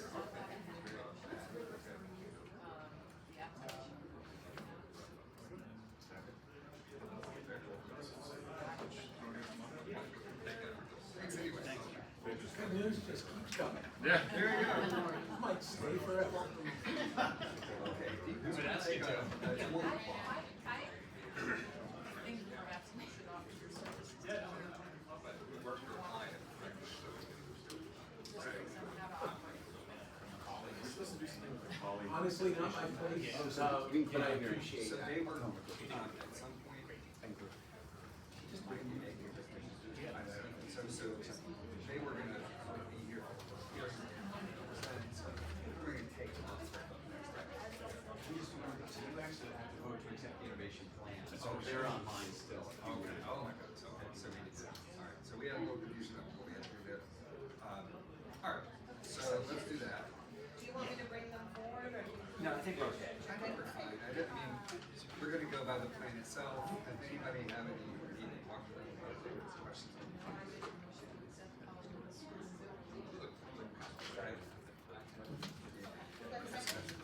Bill, all in favor? I'm not asking, just to be clear, I'm not asking for your close, because everybody's voting aye, so that's, there's no point in asking for opposition. Everybody's voting aye. And just to confirm, so I have this accurate in the minutes, you are abstaining from all these? I have it, yes. Correct. If you don't hear me say anything, okay, so that's done.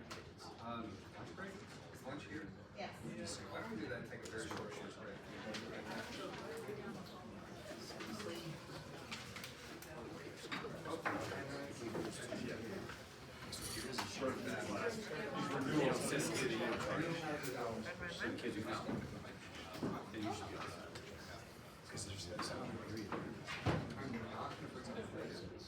I bring my plate, I go to the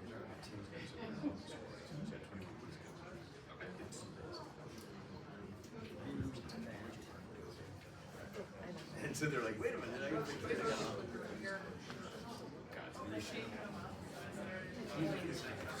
Oh, stop. I don't even want to know. Yes. He's divorced.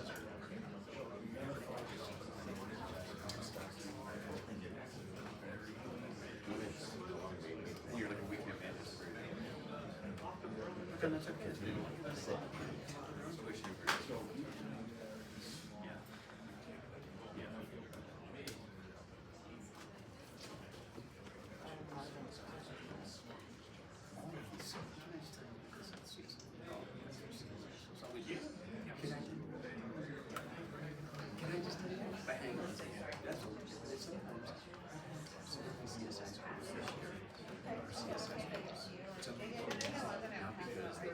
They are.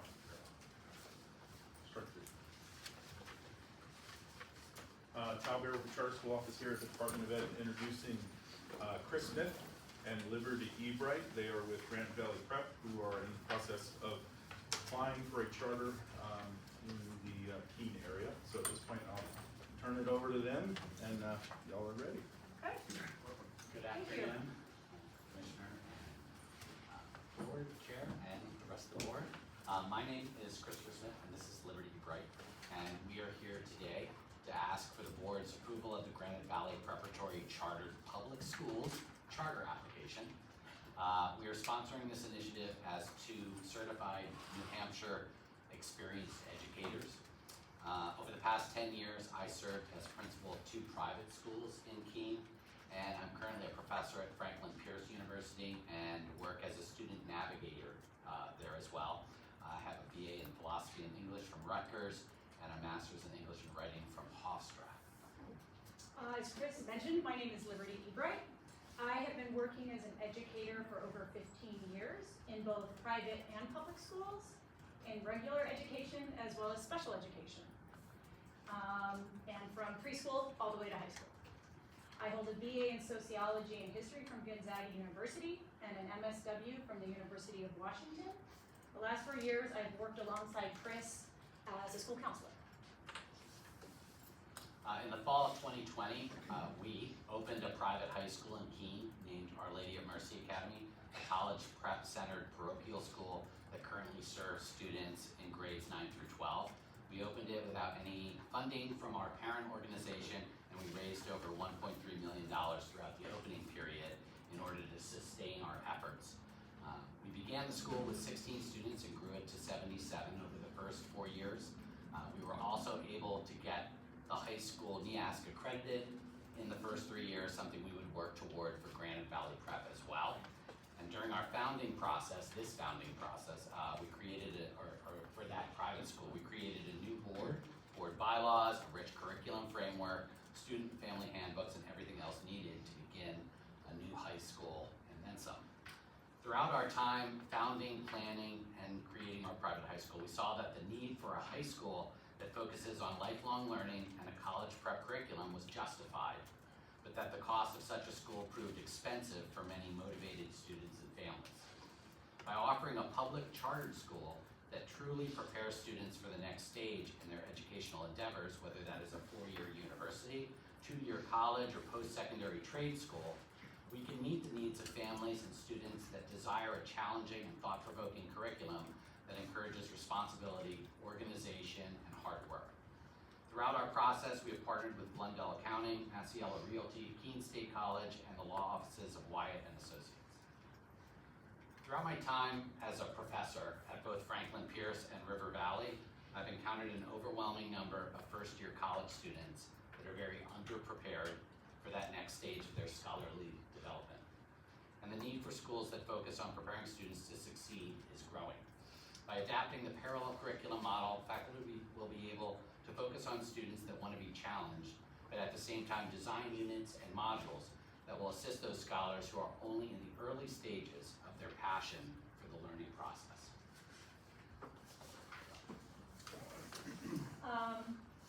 As a parent of 4 teenagers, a social worker, and a high school counselor, it's become increasingly apparent to me that many young people are experiencing a deficit of social connectedness. They lack the ability to be present in the absence of technology, and they struggle with anxiety related to a constant diet of social media. At Granite Valley Prep, we will build a school culture focused on fostering relationships between students, faculty, and families.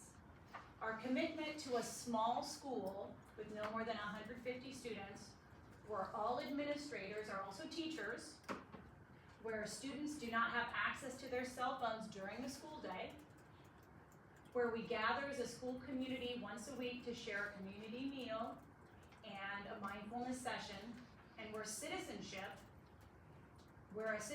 grade is incorporated in every class, will contribute to a supportive, nurturing, and productive school culture. In September of this year, we were awarded a CSB grant in the amount of $1.1 million to assist in our opening process. And throughout this process, we have met with parents, students, faculty, and administrators from public and private schools, as well as other charter schools and educational organizations in order to create and develop the charter application that you have before you today. And just to finish with our mission statement, at Granite Valley Prep, we ignite a passion for learning through a rigorous curriculum committed to the development of educators, leaders, and creators. Students engage in a balanced approach to a traditional education that prepares them for post-secondary studies. Any questions? Okay. Go ahead. So, I guess you're asking a budget question, are you? No. Oh, okay. So, again, 2 questions I had. One, like I saw your enrollment numbers, like, going up over time. Is your plan, and forgive me if I didn't get to see it specifically in here, is it to open all 4 grades at once, or you're gonna slowly roll? So we are Definitely 2. Okay. 9th and 10th, Yeah, perfect. when we would be open to, if there were a cohort of 11th grade, Okay. that would make it feasible. And then roll up. Correct. Perfect. Yep. My other is, so I saw the budget narrative, Uh-huh. but I didn't see like an independent like budget like breakdown. It's a link. It's a link. Hyperlink. Okay. So there is a link. Okay, Yeah. sorry, the link minutes. Thank you. Yeah, Sure. General question. I'm a huge proponent of charter schools, if you guys don't know that. Okay, good. Wonderful. Yeah, I love the idea of Okay. charter schools and school choice. In addition to the 2 of you. Yeah. And I read some things on the board setup, board composition. Who else do you have behind the scenes building this out? So that's a good question. I mean, as far as the board is concerned too, I do have 5 volunteers that are tentatively committed to being on the board. We have a director of student services at a local 4-year college. I have a human resources lawyer, a financial analyst from the largest business in Keene, an educator and nurse from Dartmouth Hitchcock, and a fundraising executive from an international nonprofit. So these, I'm trying to be as vague, I'm trying to be as vague but as specific as possible there, who have helped us along the way.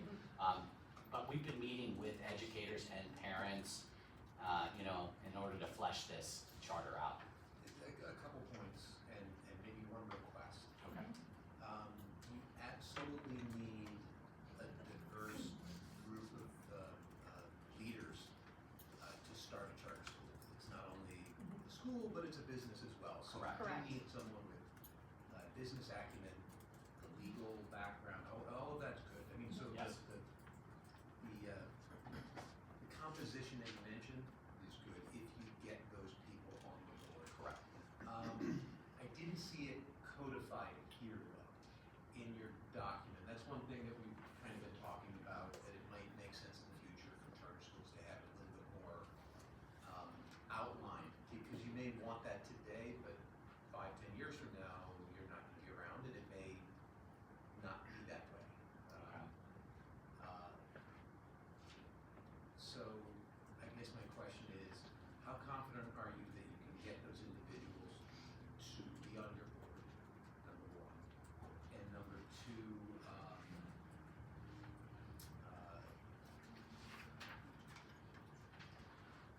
can you possibly work it into your, and I'm not asking you to make changes to your document, but to have in there the criteria that commits you down that path, to have a diverse board. So Right. it's not all business people, it's not all educators, Right. it's not all parents. Correct. It's a very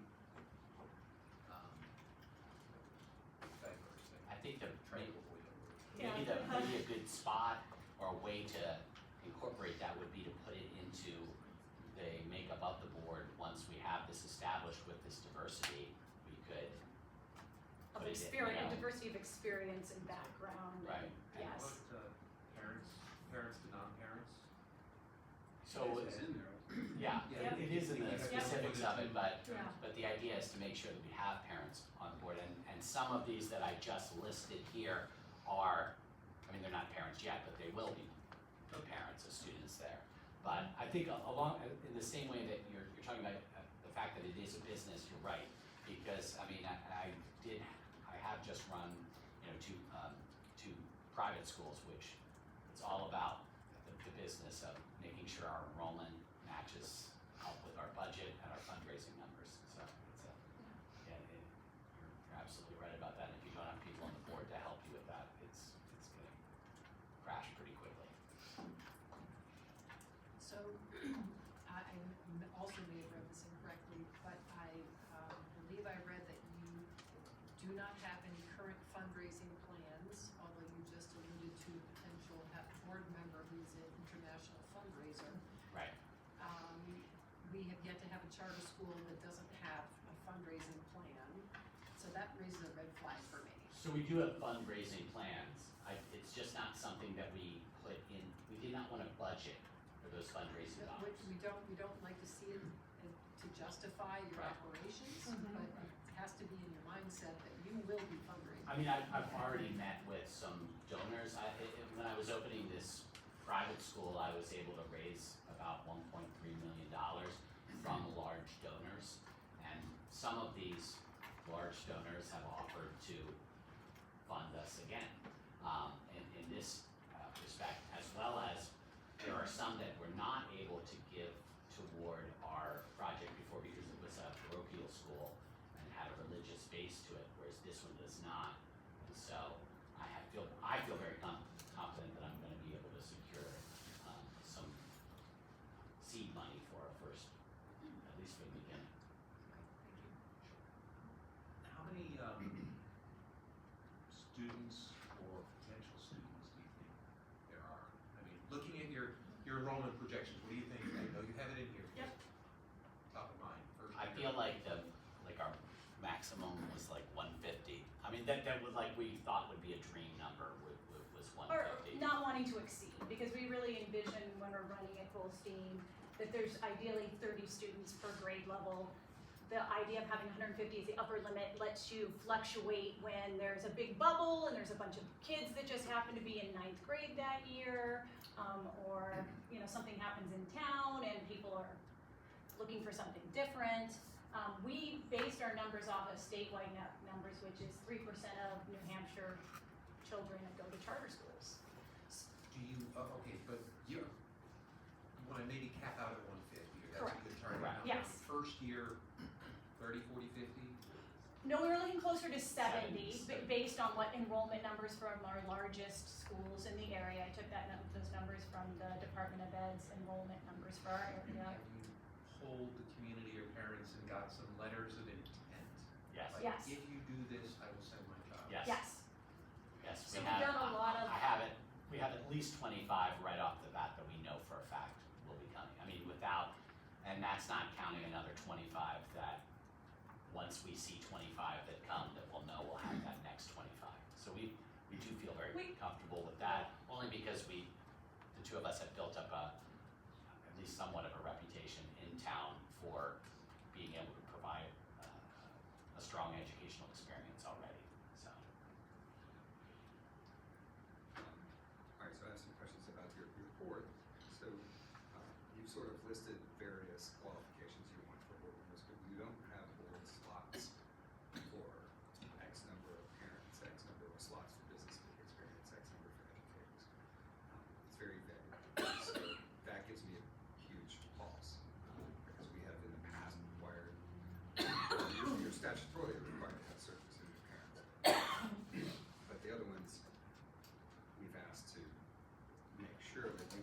structure that has dedicated slots for these, so you don't, over time, happen to wind up, even though your aspiration is to have business people, we couldn't find them, so we just filled them with educators.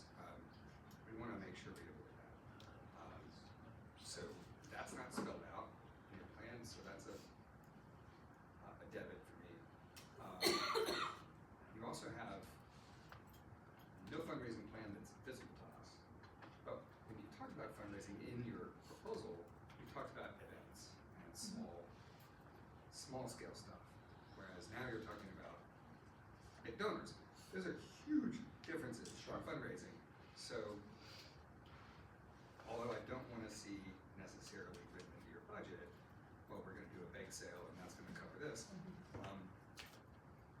It is a nonprofit, and you really can't succeed without strong fundraising. So, as far as we can see, we don't see anything in terms of like how you're going to do that, what your plan is, what you might have already got commitments for, and we've just seen numerous failures of charter schools for that reason. So that gives me some pause as well. I understand. I mean, we do have in our intention to hire an advancement person who would do those, do a lot of the fundraising and develop a lot of our fundraising initiatives that would, raise, somewhere between $10,000 to $50,000 depending on, what we're able to create in that respect. But in terms of the folks you had mentioned that contributed to your resource, that's the kind of thing, those kinds of big donor commitments we find are pretty critical to the earlier success of charter schools. Yeah. Do you have hard commitments at this point? Is that something you can go back to some of your folks and say, can we count on you for X number of thousands of dollars? I just personally, I feel very confident on two of these that I've received that were part of that $1.3 million funding I raised for the other school, that they will absolutely, other than already having, yes, I will, saying that to me, I don't have a piece of paper, Right. but I do have a confirmation that they will. Yeah. I think that's just a really critical piece that I don't see in here. And I don't doubt that you can do it. Yeah. But we don't see it locked down.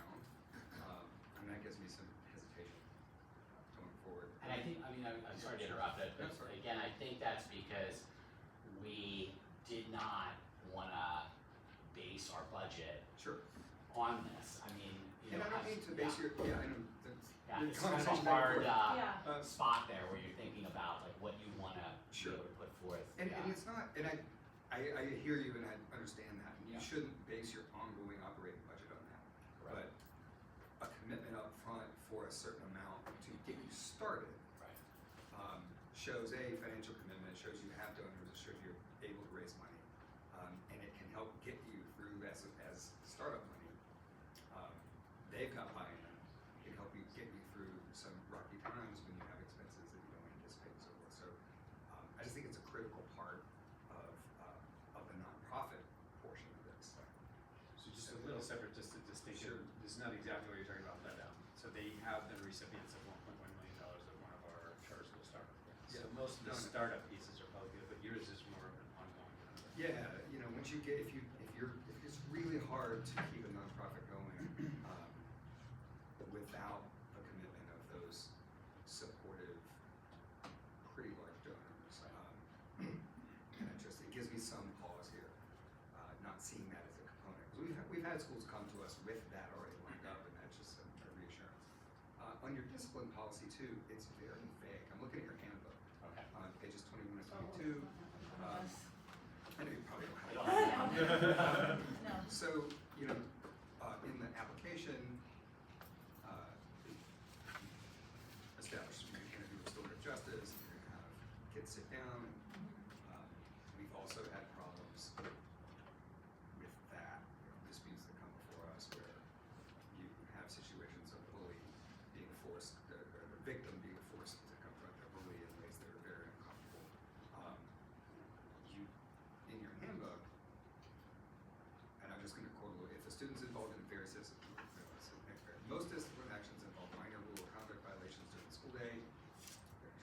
assessing the situation in previous related issues.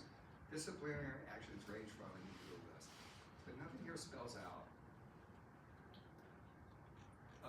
an actionable, understandable process. So a parent and a student don't know, looking at this handbook, wow, if I break this rule, I'm gonna get punished. Like, there's not anything laid out as to what the expectations are.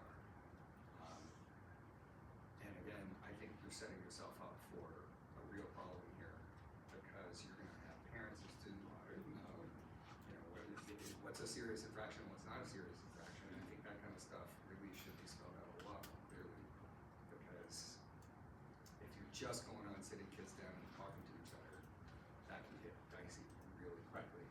And that's something we can definitely go back and look at and tighten up some. I think our handbook said, sample or draft Yeah, version. oh, sure. So, yeah, so that's just definitely something that we can go back and look at and tighten up a bit.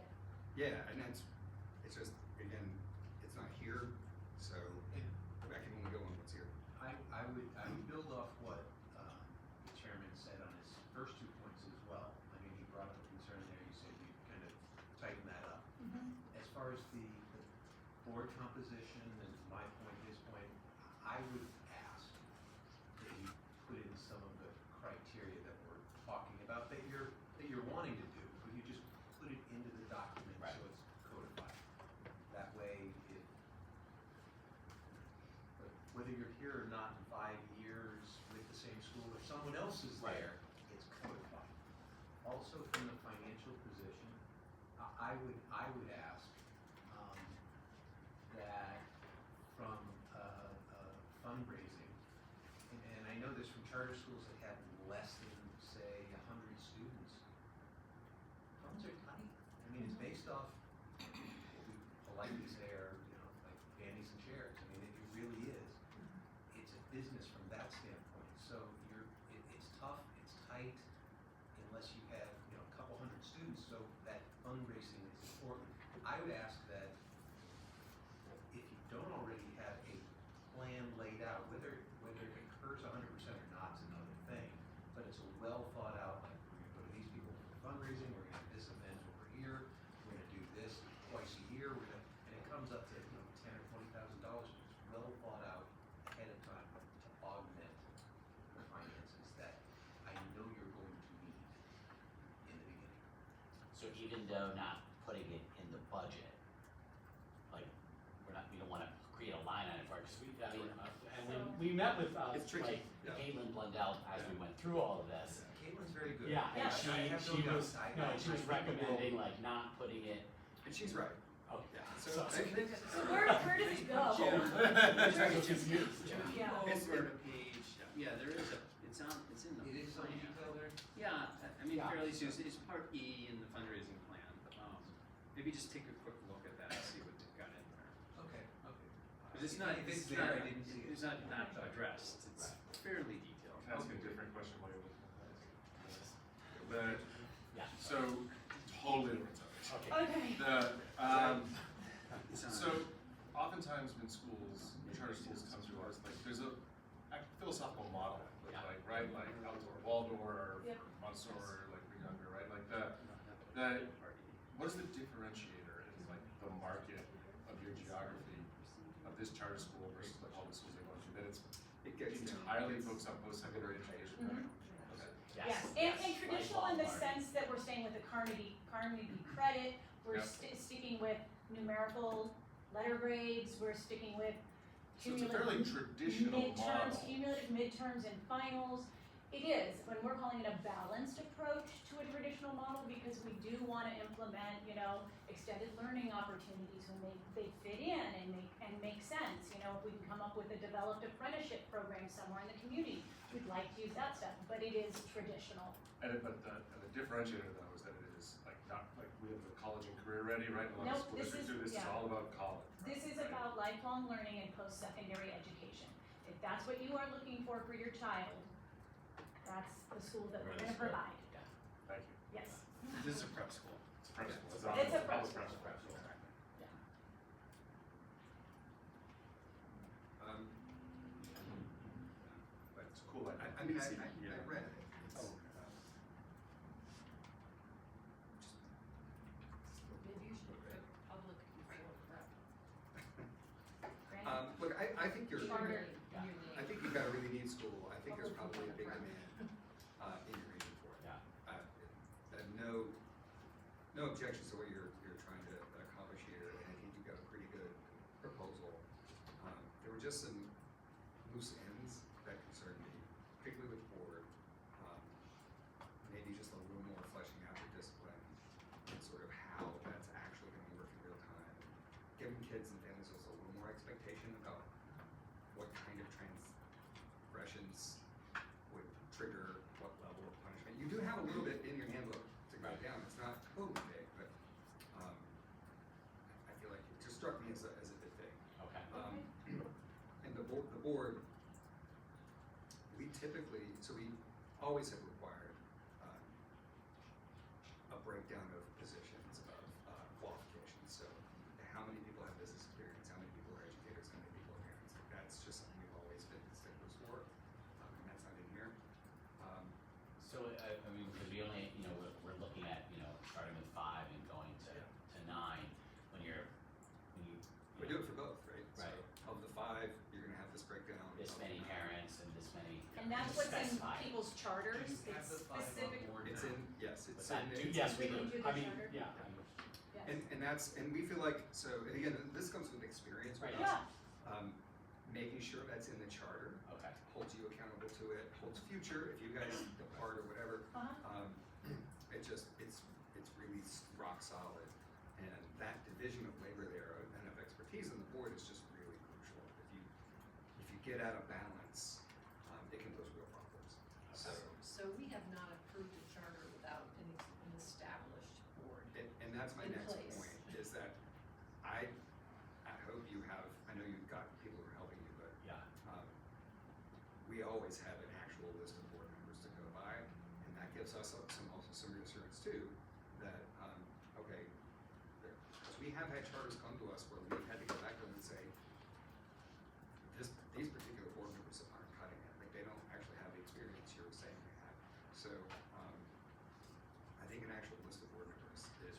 We do have a list of board members for our nonprofit, Yeah, I think for the trustees, but we just didn't have it, I guess that's where we were confused, because, we figured we needed the charter. yep. before Right. to create a Or to board. create a board. Well, so It's the gonna be hard, board yeah. of your nonprofit, do Right. we have them in here? We don't have them. If we had that, That would be, Is that listed in there? Okay, so names and bios we- of the. The nonprofit yeah, fiscal portion to receive the grant money, and we have not created the nonprofit that's based on the charter we don't have yet.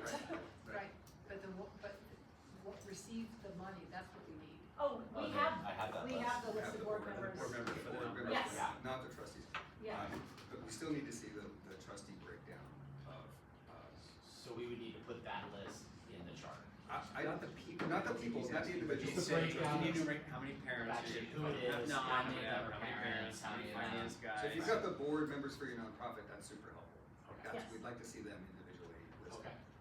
But for the trustees, we wanna see that Like a breakdown. breakdown. Categories. Like Okay. 2 will be parents, Yes. that kind of thing. that How would many be will have business exact. experience, yeah. That's not a problem, okay. This is the Yeah. language that I love that. And he's been working on some draft language, which we've been working on getting. Okay. Obviously, we're open to anything you have. So all Jim, if you send that to us, experience I'll doing. make sure Tal gets it, and get it to you, so. Yeah. Yeah. He's got it. So does that make sense? Yeah. Okay, so I think that's We can do that. what we'd like to see as, cause that gives us some reassurance that your trustees are gonna have the right, appropriate level of oversight, skills and that kind of thing. The other question I had, it's not a huge one, but I was going through, your social studies and, economics and. Well, Hayek. they'll probably get, Exactly. as we get further along, Yeah. yeah. Yeah. This has stood out to me. Okay. Because you have a conversation you essentially have a conversation between Marx and Smith, right? They're, over the decades, they're talking again, one's responding to the other. And then you have Keynes, who is responding to Mises and Hayek and others, and they have a conversation, and you've only got half the conversation there. So it struck me as something that you would want to include for college prep. Yeah. That'd be great.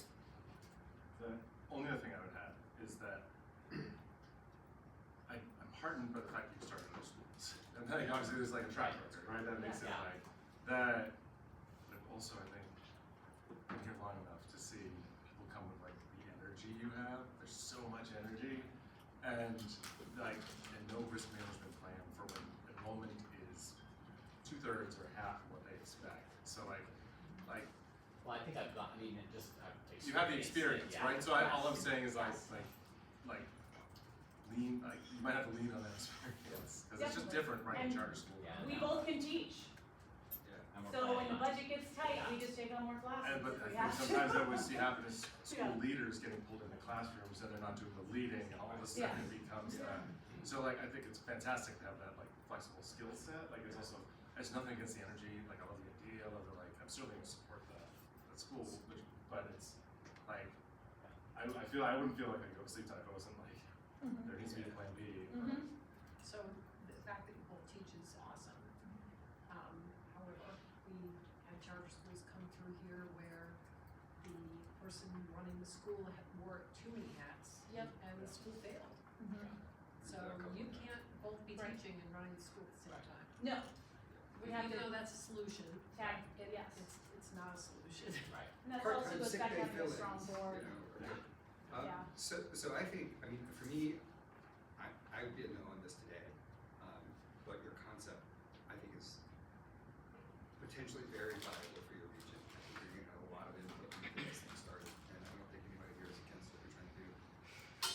I would like to send you back with some revisions, the board of trustees, categories, a little bit more fleshing out on what kids and parents can expect of discipline, and how that's actually going to work. Your handbook gets into a little bit of detail there, but I think that's just fleshing that out more is important.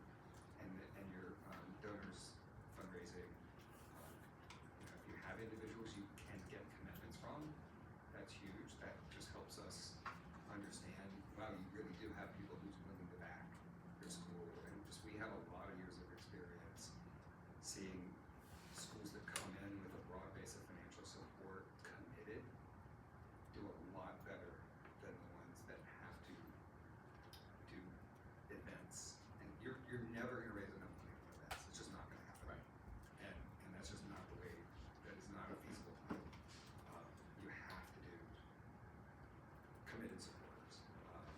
And so, and they can be businesses, they can be individuals, but just having some foundation with those, I think is really key, and a plan for how you're gonna do that over the first 5 years, right? And again, Kaylin advised you well to not put it in your line item in your budget to rely on, but it shows us that you have this organizational structure figured out and you have a plan to supplement that, because you, as Jim said, you will certainly come to points in the first few years where you're gonna need to supplement with fundraising.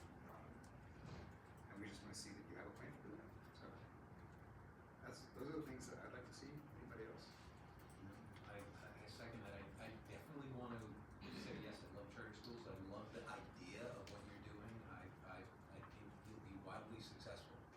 It's just some of the things that we have seen, that I've personally seen, just doing charter schools over the years and seeing what works and what doesn't work.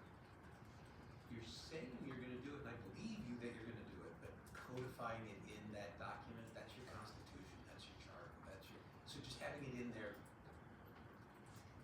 has us feel so much more confident saying, yes, approved. It also allows us over the long term, whether you guys remain involved in this school for 10 years or not, unforeseen circumstances. They're happen. hoping to stick around. Yeah, but it just gives us the ability to hold every school accountable to say, your charter says you're gonna have this number of people on the board. It's that accountability level over the long term is kind of crucial. So, but I think your application is strong otherwise, and I think you're gonna have a really successful school. I think it's a really neat concept, and it's not something we see a lot of in charter schools. So you're probably gonna draw from maybe a bigger region than you even think, because I think there's gonna be real interest in a school like this. So are you recommending to make those changes and come back next month? I think so, yeah. That'd be my suggestion. If you can bring us those changes, in a few weeks, then we'll have you back up, and I don't see. Get you rolling in the agenda. Yeah. Does does the month timeline, like I'm sure your project plans, right, for like longitude? Yeah, it obviously sets us back that month. Does it just, I mean, you wanted to start next fall, is that? Correct, in September. Will that impact that? Like, I mean, we're. It can't help, but. Yeah. oh yeah, I'm not saying it's like Help a at all, fun thing, yeah. but. Yeah. Well, we've got a building we're looking at, so That's- we need the charter in order to get that building. Well, Yeah. I think you know what we want, and so you can be quite confident that if you supply what we want, then you're good to go. Yeah, nobody had any objections otherwise, so, that all sounds like a pretty easy. Yeah, I mean, we can easily fix that. I mean, the things that you have in there that you're looking for is, it's not hard to amend. Yeah.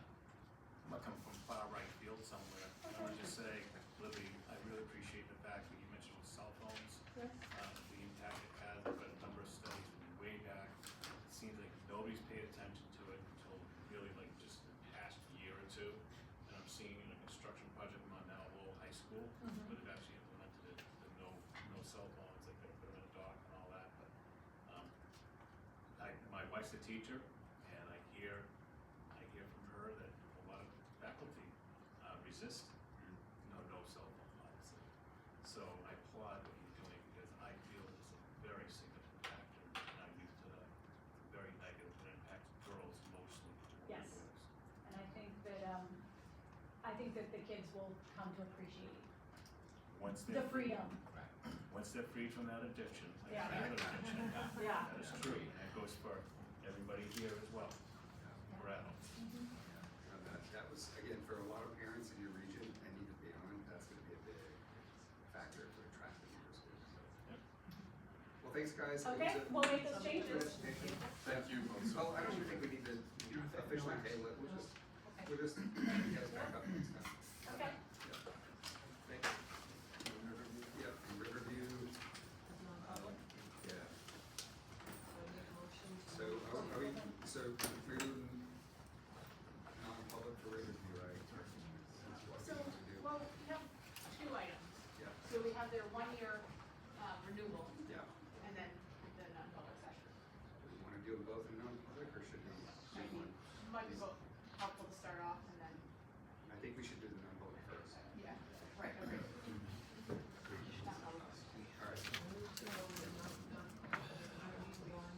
A, C3. Well, let's roll call out. Okay.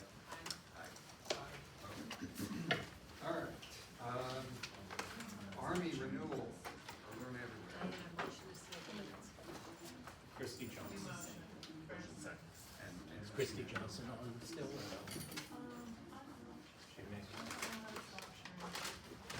Is Army with us, remote? Remotely, yeah, sure. So there's someone still hanging in. So here's Army, that's why I think it's Army. Christy Johnson. With Army, is Army here? Well, there's when Army, when I first came in, I was confused forever because there's a National Guard. Gabrielle, yep. Armory. Down there. Christy And Johnson. Army. Oh, it's right, yeah, right And there. I was so confused for a while. And then you just have to take down the share screen. Yeah, trying to figure that out.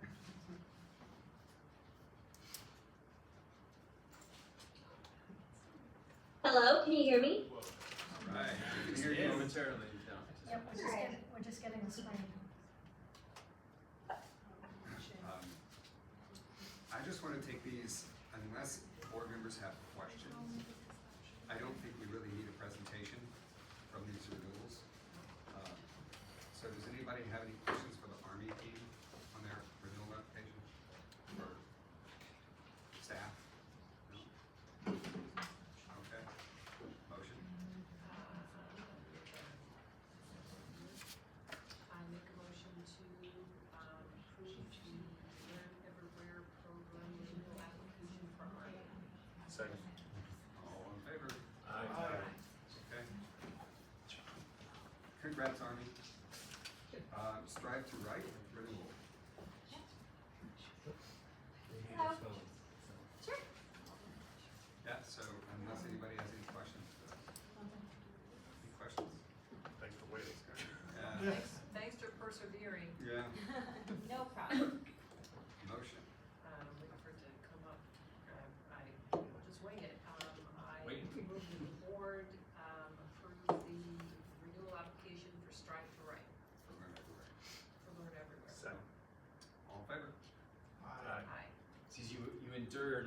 That's how you get it. Phil, I think you and I- Christine, motion and second, because she's got going. No, you.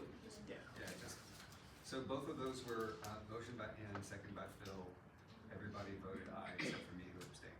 So, for both of those. So Karen, for their initial application, remember we had them last, month, and we just sent them back to get, some more clarity on their aligning with the competencies. They provided that. So, I move the State Board of Education approve the Career Educational Consulting LLC Learn Everywhere initial application. Second. all in favor? Aye. You abstain again, so great. Thanks, guys. You know. You're good. We're good. Thank you. Yeah, thank you. Looking forward to seeing you guys do this program. It's We're really excited. We're excited really- to see us do it too. I hope you got a nap in there. No, but we got some work done. good. That's the next best thing. Great, thank you so much. Yeah, no, I really, your application was so strong, and I hope we get a lot of kids into it, because I think you're gonna do some really good work. Oh, thank you. We really appreciate it. We hope so too. Good. Thank you. Our You're passion is welcome. with that. Concord Karate Academy. All right. Yeah, please. So, you're not the first karate academy we've had. Neil Stone, we had Neil. So that MMA over. Yep, both of our previous ones, unfortunately, we didn't get a demonstration out of. So, yes. So break that table. For karate, so 10, I mean, come on, for karate academies, we wanna see, some action here. So we invite the board to join us at our studio during the Excellent. demonstration. Well That was played. good. Well Good one. played. Okay. Oh. Very Touche. Very good. Anybody have questions about Concord Karate? Discussion? Motion? I move the State Board of Education approve the Concord Karate Academy LLC Learn Everywhere initial application. Second. All in favor? Aye. Great. Congrats, thanks for waiting. Thanks for waiting. I hope you Yeah, good enjoyed luck. it. Thank you. I'm happy to have our first Concord Learn Everywhere. Yeah, That's that's first, that was great. Oh, Boy, this is many, I can't believe that's the first. I know, and that's great. Okay. The elementaries. Evergreen. And these were approved by the board, they were preliminary approval in August because they didn't have full facility approval. They both have gotten facility approval, so they're ready You just for wanna do 5 these years. I together? just have one question. Yeah. Based on them acknowledging that all they have as an approval from us is for attendance purposes only. Yeah. The language in here goes on to say that they will instruct and inform their parents, all affiliated with the institution, that that's all that we have endorsed. How are they doing that? I don't know, I've never had the need to follow up on that. So I do know that So normally we- what it is they indicate, their approval certificate indicates that Yeah. approved for attendance, is what it says. Yes. And I think So, that's just- so where does it say that? I think it's on their Yeah, so- certificate right here. Yeah, so following approval by this board, I do send them a letter in that language is included in the Yeah, letter. I Yeah, just and it says wondered- right on the thing, it says so approved for attendance, is what we do as opposed to Right. program round approval. I But- just don't know if there's some more energetic and channeled information to their families. You're saying from the school to From the the school to- Right. families? No, Well, yeah, they're we not- don't have a role in that. But the language in here says that they'll be informed. Well, but this is their, I mean, this That's is their- their certificate of authorization.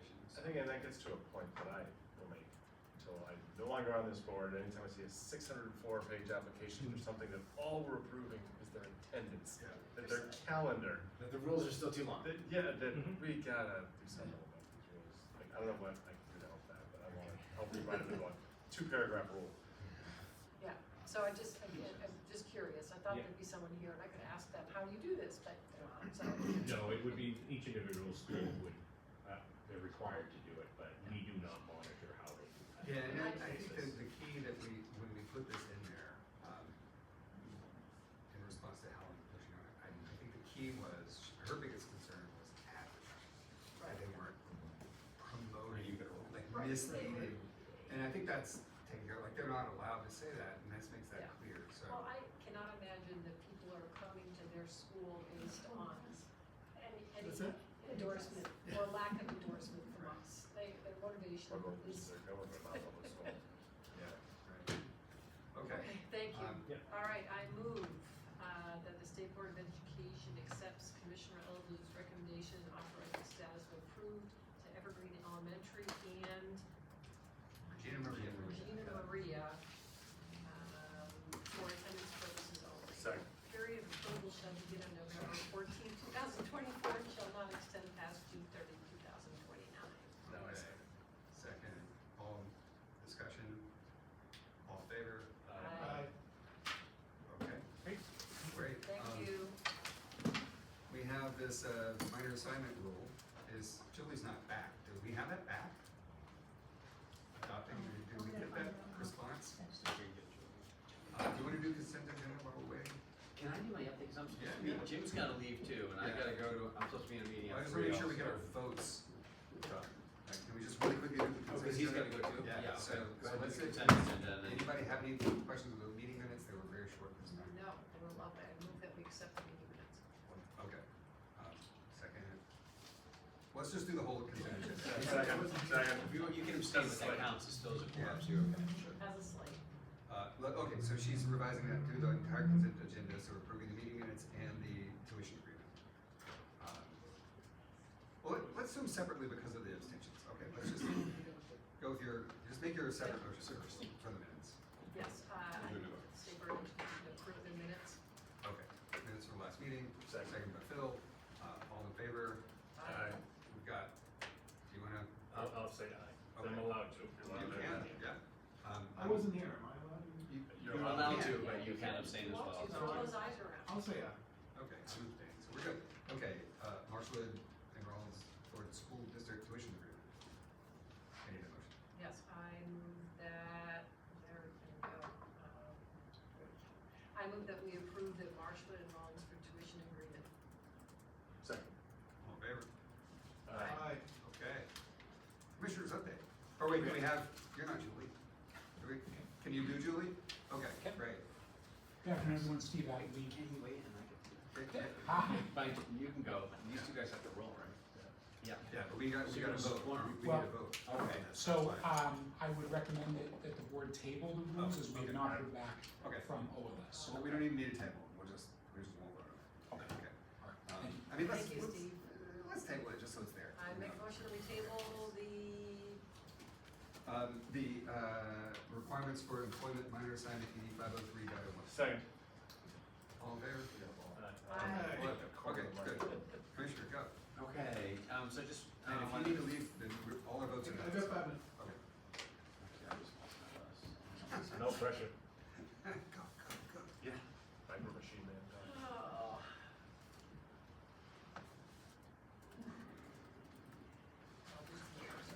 I saw this agenda, I knew we would be present.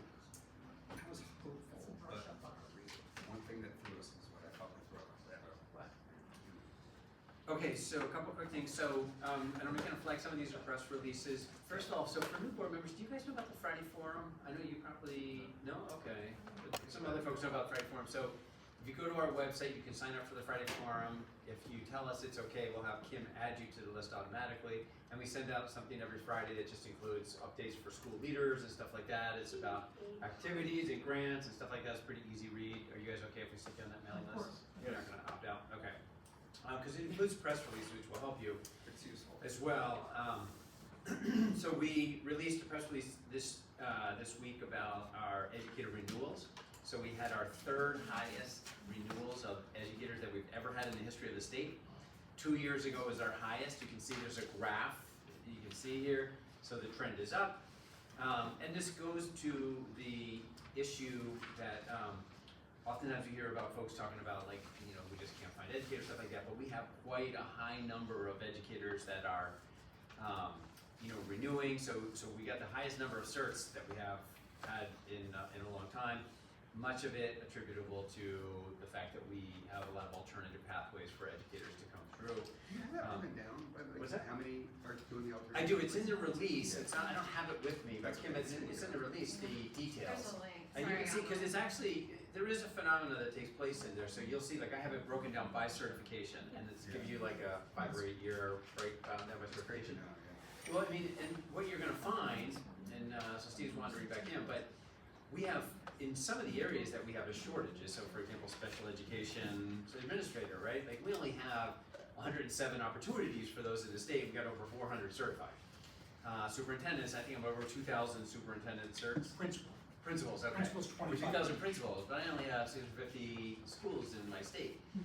And, you know, so partly that is a self-inflicted wound in the sense that in many of our circumstances for employment, under the collective bargaining agreements, if educators get a credential, they earn more money. So somebody may not be seeking that opportunity, but they just grab a credential and then they can just kind of add to portfolio. So that's part of what's driving some of that, but there's a lot of details out there for you on that. The next thing I'll let you know, and again, I don't have my details, I don't have any of my fact sheets, Kim, you know? Sorry, they are all online. They're all online, okay.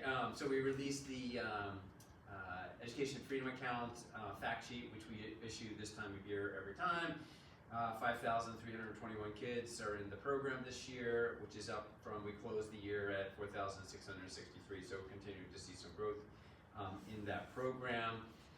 And it continues to benefit families, you know, around the state, and excited about that.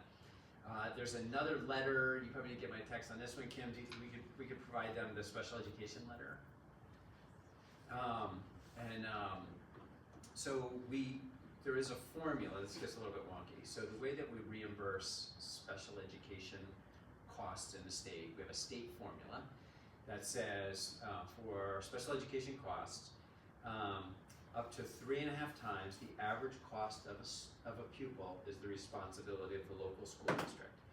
The average cost of a pupil is about $20,000 a kid, which basically means that the school district is generally responsible for up to about $70,000.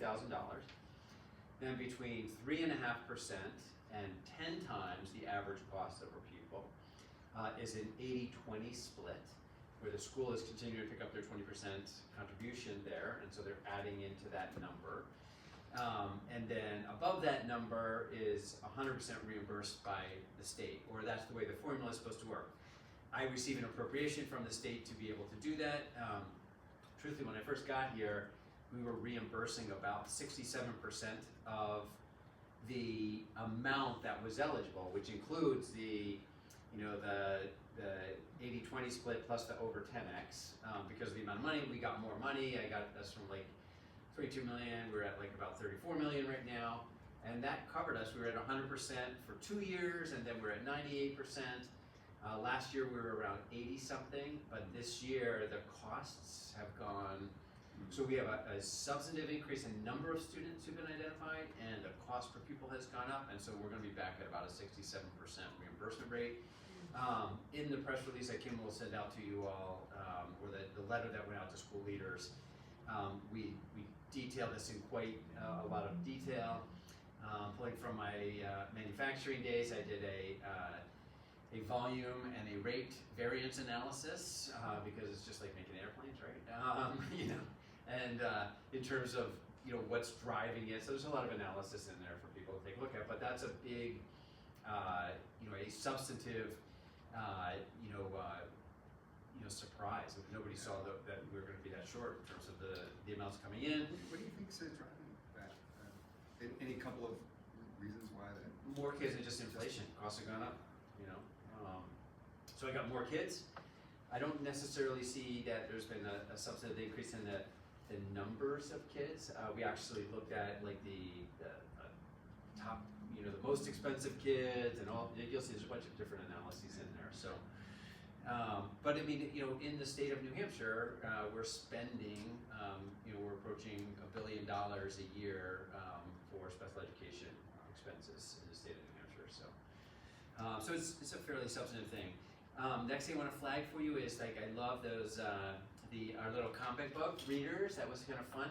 For those of you who have not listened to it, there is a podcast. I don't know who does podcasts, but it's worth listening to. It's called Sold a Story. Oh, yeah. And if you haven't, have you read that? Sold a Story? Sold a Story. You just write that down. You Google Sold a Story. It's on Spotify. It's on all kinds of wherever you get podcasts. Yeah, wherever you get podcasts. It's worth listening to. Truthfully, when I first heard it, I want to throw myself off the roof of the building. So make sure there's no sharp instruments in your hands when you're listening to that one. But it will flesh out a lot of the conversation there about reading and some of the surprise that these educators had relative to the science of reading. Because the story goes back even further, because the science of reading first came out in like 1998. The National Institutes of Science told us this is what the science of reading is about. We then got No Child Left Behind, and that kind of got hijacked by money. Hard to imagine that, right? And through that process, there was initially a very strong push to focus on science of reading, but kind of got hijacked by the financial interest in that process, and got derailed for probably a long time, 18 years, 20 years. But I mean, it goes back so much farther than that. Yeah, you could start the story before that even. Yes. The really horribly bad research that went into what worked with teaching kids reading that didn't actually work. Yeah. Got sold. It's astonishing. Okay, the next thing I'll say is, so we have a product Zello, which is basically I don't know, it's like a student, what am I doing, what do I want to call this? Post-secondary pathway. Yeah, it's my post-secondary pathway platform. We had a way to for many years, and then that got bought by Zello, so we've done now a contract with Zello, and we've offered it to all our schools for free.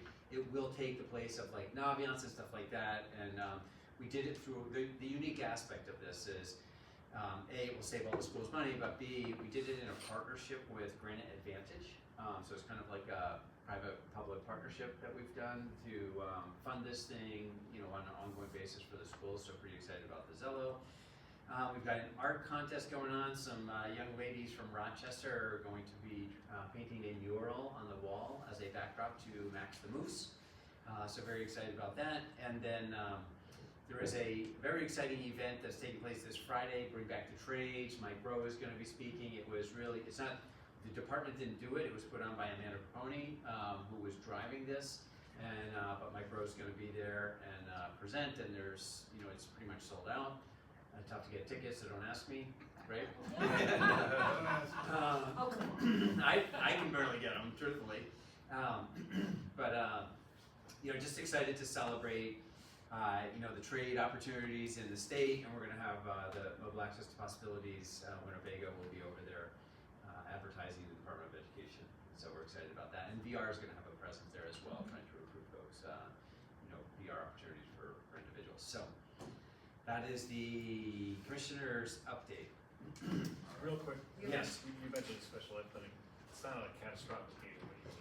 We don't. It's called special education aid nowadays. When we got more money, I changed it from catastrophic aid because kids are never a catastrophe. Yeah, that's my goal. But that is the right funding source. Yes, exactly. So I'm going to run and Steve has something else. Just got the letter from OLS. Oh, So if if you want to take a quick moment. Take up, we did. Yes, I make a motion to untable. Requirements for employment minors under PD 503.01. Second. Yes. All in favor? Aye. Motion to approve? I motion for the state board to approve requirements for employer and minor assignments ED 503.01. Second. All in favor? Aye. Done. Thank you. Motion to adjourn? I motion to adjourn this absolutely lovely meeting. Second. See you. All in favor? Aye. We're done. All right. Okay. See you. Nice to have you. Yeah. The problem is this, someone's right.